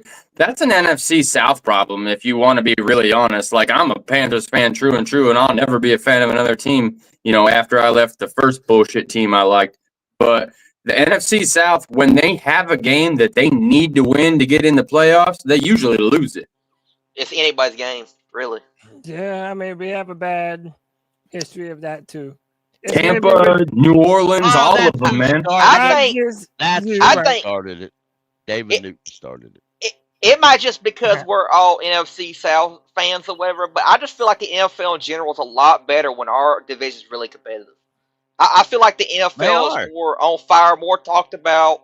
I feel like once our division in general, like when you're like only one game behind this other team in our division, it's just the NFL is a lot better and funner and more talked about, I feel like. I agree, Jake. One thing, if you pull up the standings, or not the standings, or the draft order, actually, you'll see as so many bad teams this year. It's just unreal. And the NFL loves to call this parity, but it's really so many bad teams. It's just unreal. There's so many bad teams, and a lot of it is coaches coming and GMs coming to the realization that you can't always draft a quarterback and run to the Super Bowl. Okay. Sometimes you need to develop players, and it's not just quarterbacks, it's other positions as too. You have to develop your talent. And if you don't develop the talent, the chances are you might be good for a year or two, but after that, you're not going to be good at all. And there's so many teams across the league are just flat out not developing their talent they got. Yeah. And listen, I think that lends to the point too of if we got a quarterback in free agency, it lets us build all those other positions that you're talking about, Pickle. And I wanted to talk about something before we got to our picks, which we're getting ready to do here in a little bit. How about this, man? The Carolina Panthers this year could put not one, but potentially two players into the National Football Hall of Fame, baby. Woo! Let's go. My question to all of you is our boy, number 59, Luke Kuuechly. And Steve Smith. Is he a first ballot Hall of Famer? Yes, he is. My man Luke is first in tackles among all defenders, regardless of his position, since he came in the league. First in interceptions, first in fumble recoveries, second in tackles for loss, second in havoc plays, and snaps played. He's number 5. Bro, is there any way you want a cookie? Luke Kuuechly is not a first ballot Hall of Famer? Is there any way? Hell yeah. I mean, the media hates the Panthers, so. Yeah, that's true. That is definitely true. But in my personal opinion, I don't care how many years he played. How many years did he play total? 8 years, right? Was it 8? It was close to 8, wasn't it? No, I believe 9. Oh, 9. Okay. So yeah, I mean, I think he's a first ballot. 9 years, the way he played, many Pro Bowls that he was in, All Pros, just the tenacity that he played as a linebacker, mean streak, calling out plays before they even snapped the ball on the other side of the ball. Yeah, he's a first ballot, man. He's a first ballot. He's top 10 all time in linebacker. He for sure is. I think He's so, top too. 10 all time. How does he not make the Hall of Fame? And so YB Jordan's in the chat. He says no way he's a first ballot Hall of Famer. Get out of here. Why not? Does anyone have any reasons why he wouldn't? Patrick Willis got into the first round. If he got in there, Luke should get in there. Yep. Luke's better than Patrick Willis. Oh, he said no way he's not a first ballot. My Nah, bad, hell- G. My bad. I misunderstood him. I thought he said no way he's gonna be a first ballot. My bad. And no, you're right. And then he does mention Patrick Willis. If Patrick Willis got in, Luke is definitely getting in. Man, I agree with that. I Jordan- agree with that 1,000%, bro. Yeah. Let me go to Diesel Skills. Deez, is there any way Luke Kuechly is not a first ballot Hall of Famer? Man, I hope not. And the other thing with that is we got to get Steve in there too. You know, if we're waiting on Torrey Holt to kind of go in, there's a backup at wide receiver to get Steve in there. And honestly, man, you know, Kuechly's got to go in first ballot. But if he does, isn't it kind of shame on the Panthers to not have him in the Hall of Honor, you know, already, and he's in the Hall of Fame? Like, isn't that kind of like, come on, Tep, you got to do better than that. You got to be proactive. You got to get ahead of the game. We can't let Luke be. I mean, I guess he can do that. Maybe it's going to be one big ceremony. Maybe that's the plan. Luke Kuechly's getting inducted to the Hall of Fame, and then we put him in the Hall of Honor the same year. But it would be better for me to have a 2-year celebration with the Panthers. You know, give Luke a big old halftime speech and pound the drum and all that good stuff at a home game and induct him into the Hall of Honor, you know, the ring around the stadium, and then have him inducted to the Hall of Fame over a 2-year period. But the way it's looking like, man, it's looking like Kuechly's going to go in, and then we're going to go back and put him in the Ring of Honor. So that's kind of a shame on the Panthers' part. They should have done a little better job with that and been a little more proactive and seen this coming down the pipe, because I agree, man, he's got to be first ballot. It'd be a shame if he wasn't. Yeah, absolutely. I think he is. Popping, do I still got you? You still in here, Popping? He might be away from the microphone for a minute. No, I'm still here. All right, go ahead, Pop. We'll go Pop and then Pickle. Pop, you think Luke Kuechly a first ballot Hall of Famer? Is he not? That's I mean, what who would want to go against that? I mean, you got one of the youngest organizations ever that sat here and proved to you at one point in time that they knew how to draft something. And this guy has put that number on his back that should never be worn again. So to me, I mean, when you see him from the United States go all the way to Germany, when people are stopping him saying, "Hey man, you was my hero," how that inspires him. I mean, man, he has solidified what keep pounding is from a linebacker's core. We are still looking for a Luke Kuechly. We're still looking for that. We're still looking for a Cam. There have been certain type of players that we're looking for them type of running backs. When you look at those type of players that we see here and get those titles to, we're gonna go back to legends like him. Man, I remember when we had this. And the other person I think that nobody ever talk about is D'Angelo Williams. I know that's not on our conversation, but D'Angelo Williams was a dog, bro. He was my favorite. He's still my favorite back. We ain't had a scat back like that since him. Dude, he would break off those 60, 70-yard runs. Good. Just clear the I mean, fucking house with it. Bro, I remember his dreads, like you had the dreads and shit going. Right, and he started it here, but Luke, for sure, it's crazy that you can have Steve Smith and Luke go in 1 year. 9 times out of 10, I don't know if that's necessarily going to happen, but Luke, by far, with him being the type of animal that he was, and just how he's still representing the state here with the Carolina Panthers organization, because he walked away when Matt Rule was here. Y'all remember that? He didn't want to have no ties with Matt Rule. Yeah. He's still now in the building. That tells you something. He believes in us. Yeah. Yep. Do y'all? Is there any chance? Is there any chance that we get Luke and Smitty in this year? Oh, that would be a dream come true. It really would. That would Oh, be it's a incredible. chance. It's a chance. It was. But this is Alright. not. But this is the first year that Luke is eligible, or no? Yeah, this is his first year of eligibility. Yeah, he's Alright, first so year yeah, is not eligible, first ballot. and he's made, what is it, the top 15 or something? Is it what I'm something? He's made the top something 15. This decade. Yeah, the one thing I wanted to add in here is, you all know, and I'm just going to say this, I guess, to congratulate him. Darren Gant is part of the selection committee. He goes full core for Steve, and he'll go full core for Luke. Good. Real hard. He's Let me gonna say say this they're real gonna quick. make Let me say warriors. this real Yeah, quick. he's fought for Steve Smith every year since Steve was eligible, and he has to fight uphill against a bunch of other guys that are in the standing. So Let me say this real quick. Let me say this real quick. Pat Willis, he played what, maybe like 6 or 7 years, and there was great years. Yeah, there were great years, but he didn't win an MVP. Like he didn't win 2 MVPs. Like I think he went defensive player. MVP, 7-time Pro Bowler also. 7-time Pro Bowler. Like he never missed. Like he's not Luke Kuechly, bro. He's not Luke Kuechly. Like Pat Willis is nice.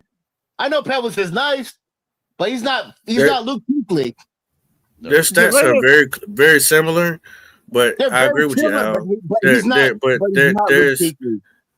no, like when we in which when you're a Carolina Panther fan, that's the beauty of being a Carolina Panther fan, where you can sit here and separate greatness from the offense and the defense. Both sides of the wings are great when you think about the legendary guys.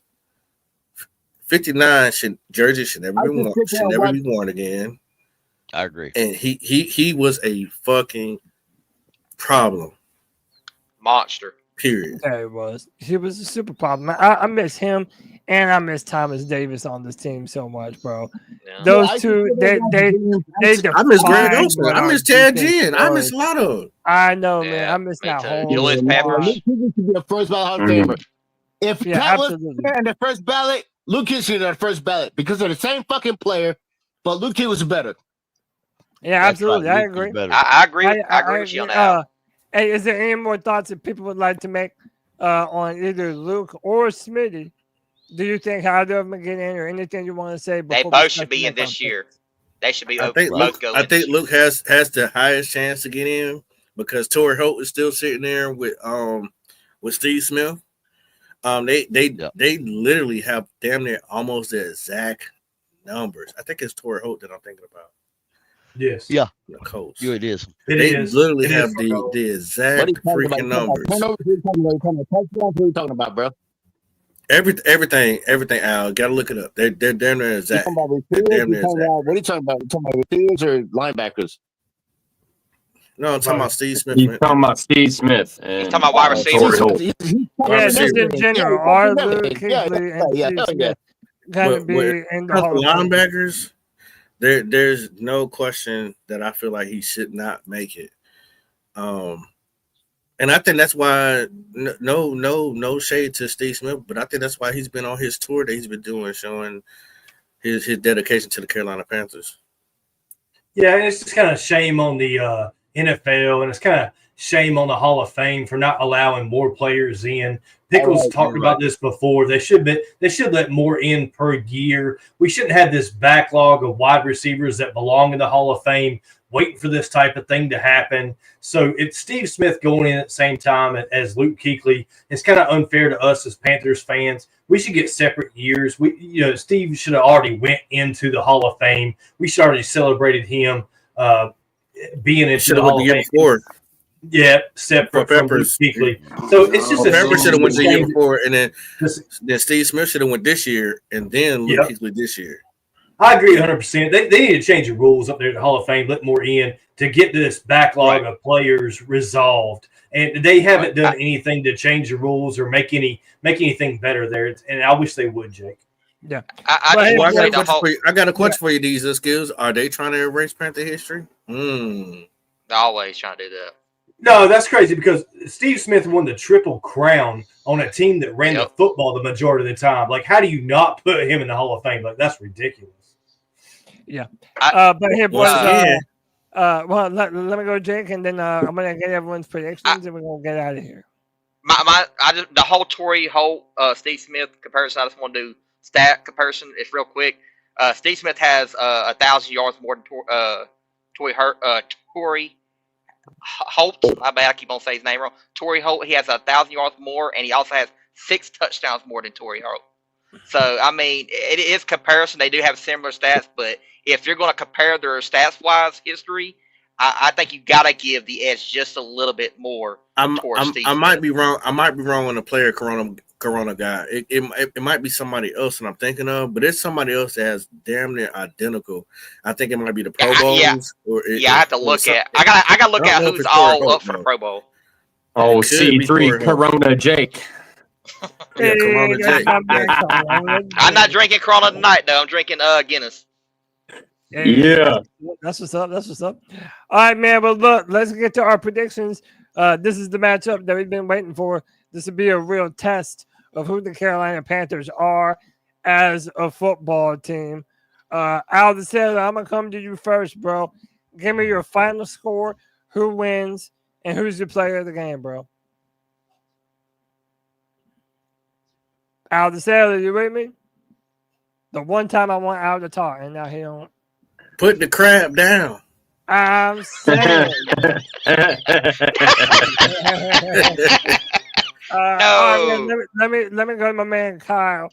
Kyle, you know I love you, bro. Appreciate your presence as always on the free for all. Tell me, man, what is your final score?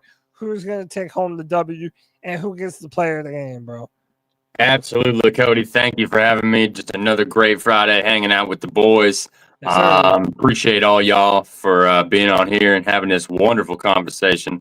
My final score is going to be Chiefs 34, Panthers 24. I think we lose this game by 10, but we at least put up some points, and we show that we're, tough enough to hang with them for the majority of the 3 quarters. My player of the game, I'm going to say is potentially, I'm going to say Xavier Worthy. And I think that he's the player of the game because he gets 2 touchdowns and breaks 100 yards. Let's go. 2 touchdowns, 100 plus. I like that. G baby, jump back into the same, bro. Give me your player of the game, final score, and who wins this bitch, bro. I got Carolina 21-17, winning 21-17. 21-17. Who's your player of the game? Fuck, man. Come on, how is this hard for you, G? How is this hard? Well, it's not hard for me. It's obviously Bryce Young, but the defense needs. No, Jonathan Brooks ain't going to be the player of the game, bro. Don't blame the defense. If you believe in Bryce, say it's Bryce. Nah, man. Our defense has got to shut Patty Mahomes down, bro. And I believe we can, man. I believe our two corners are very, very slept on, man. Our 2 corners are slept on. G baby. If Bryce is who you say he is, then it's a shootout. So I don't think it's going to be a shootout. I don't think it's the same Patrick Mahomes, man. I don't, bro. I feel like we can genuinely win this game, y'all. Bro, the Chiefs keep bullshitting, man. Like, that bullshit can only last so long. All right, man. Bryce is gonna be the MVP, right? He's gonna be the best player of the game, right? Player of the game. Oh yeah, I got. Oh, for surely, Bryce got taking that MVP. We need Bryce to have a good game to win. Let me go to Poppin. Not wrong. Poppin on the Black Hat Panther Podcast. My dudes over there.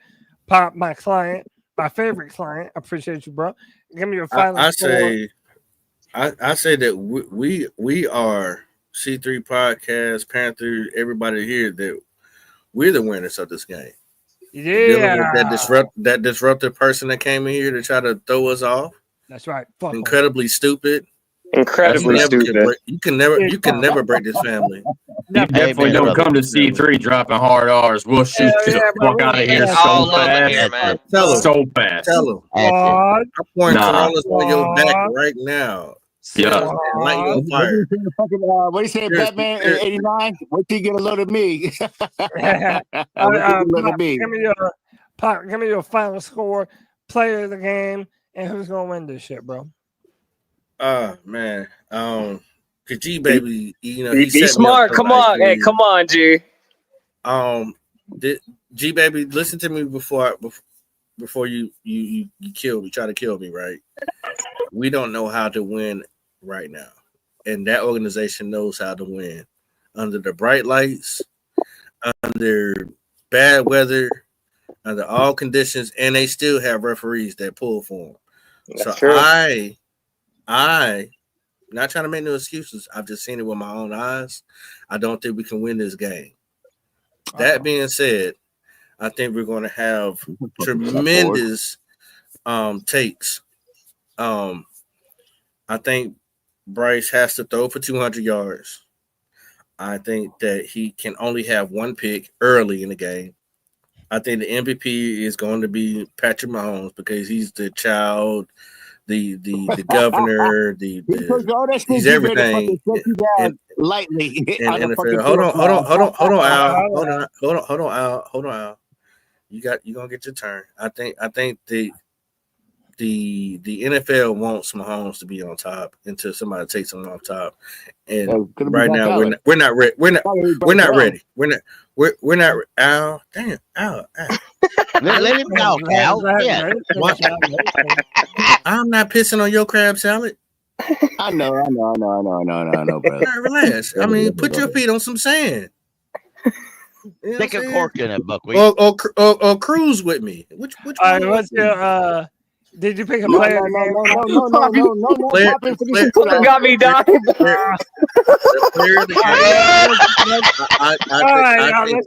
Jason Horn is gonna get Jason Horn is. Hold up, Pop. I mean, Al. Go ahead, Pop. Jason Horn is gonna get a pick. But it won't be enough. Patrick Mahomes will be the MVP of the game. Patrick Mahomes MVP again. All right, I hear it, man. That's not unreasonable, but we will see. We will see. Let me go. Let me see. All right, Al. Now the floor is yours. You can give me your thoughts. Who's gonna win? Player of the game. What's the final score? Al the Sailor. Go ahead, bro. 35-13, DeAndre Hopkins. Hold on, Al. I didn't get my final score. Hold on, Al. Hold on, Al. Go ahead. Final score is going to be 27-19. Pop, you play this now. I like it. All right, Al, what's the final score? Player of the game, who wins? 35-13, DeAndre Hopkins. 35-13. All right, cool. Let me see. Jake the Snake, my brother, I appreciate you as always, man. Give me your final score. Who wins and the player of the game?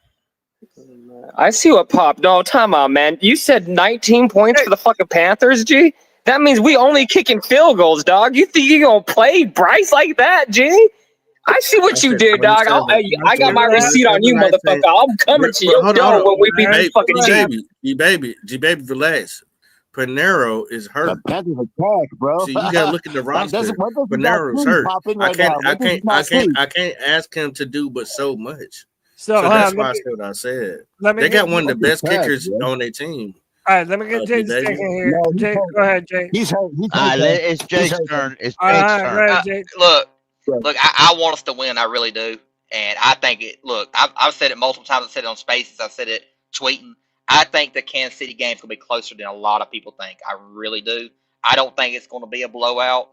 I do think we keep it close, but I do foresee Kansas City beating us 24-17. The player of the game will be Patrick Mahomes.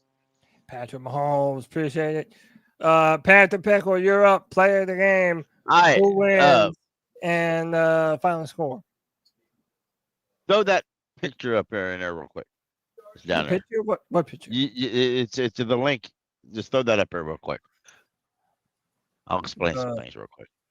Yeah. What link? You did not see it? In the comment? I don't see no link, people. No, not the link. The little share screen. Well, yeah, let's say that. I don't know what the hell you're talking. My dad's a Chiefs fan, so I really want to beat these motherfuckers, man. So, Hey, my dad's a Cowboys fan, G. Shut the hell up. Chuba Hubbard generated plus 214 rushing yards over expected this season, third most in the NFL, trailing only Henry and Saquon Barkley, the most by Panthers running back since 2018. The matchup, Chiefs have allowed a league low 3.1 yards per carry and the third fewest rushing yards over expected. You go on, Bryce Young threw his first career touchdown pass against zone coverage in week 10 on the Giants.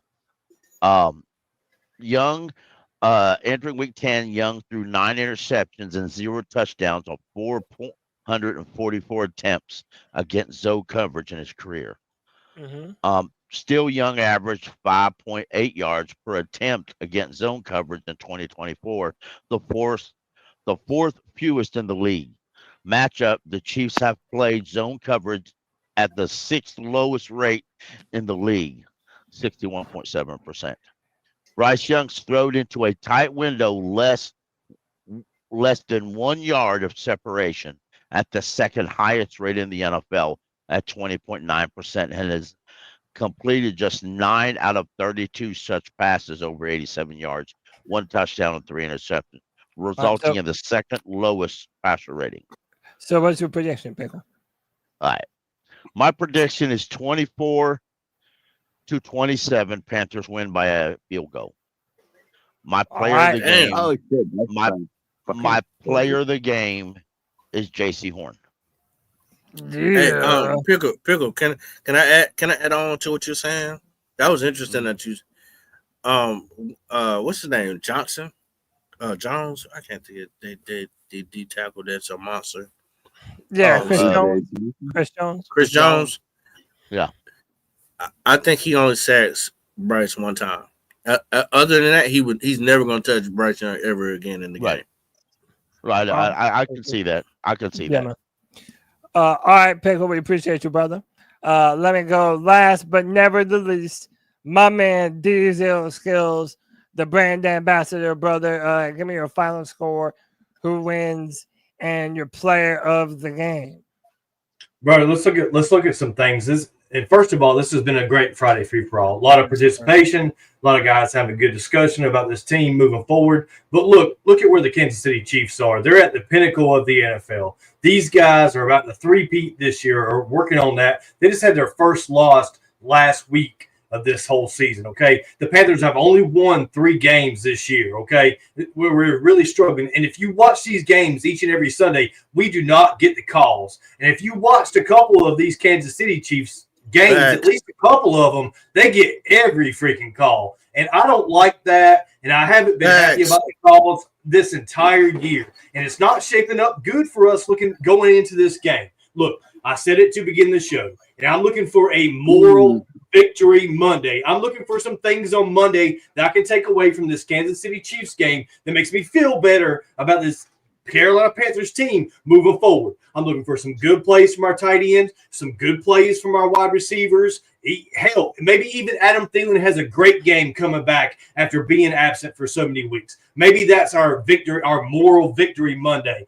You know what I hope it is? I hope my moral victory Monday is the fact that Jonathan Brooks gets his hands on that football and takes it the distance, like a big run from a 60-yarder, a 75-yarder, an explosive play from Brooks. That's what I'm looking for. Or maybe it's Leggett. Maybe Leggett has his first 100-yard receiving game against the Chiefs. But look, we're not going to win this game, I don't think. But if we do, let's go freaking crazy on the after show on C3, okay? If we do win this game, if it does happen, let's go absolutely nuts on the post-game show by C3. We'll all be there, and we'll celebrate together. But unfortunately, guys, my prediction, Kansas City Chiefs 34, Carolina Panthers don't cover the spread. unfortunately, because that's another thing stacked against us. We haven't done that much of this season. Only maybe a couple games. Let's get 20 points. Let's get 20 points. Let's get 20 points, Al. Let's walk away from this game and say, hey, look, we did some good things on offense. We did some good things on defense. We forced a turnover early in the game. We had some good rushing yards, and let's go on with it from there. Let's have a moral victory Monday together here on the C3 Panthers podcast. Thank you for everyone for being a part. Be a C3 super fan. It's only $2.99 a month. Join this community. This community is here each and every week, and we have it all out every Friday on the Friday Free for All. Join us each and every Friday. Be a part of the Panthers conversation moving forward. We thank each and every one of you for being a part of the chat and contributing to this show. We love you all. Keep pounding, C3. C3, Keep pounding, Dave. Keep pounding. We do.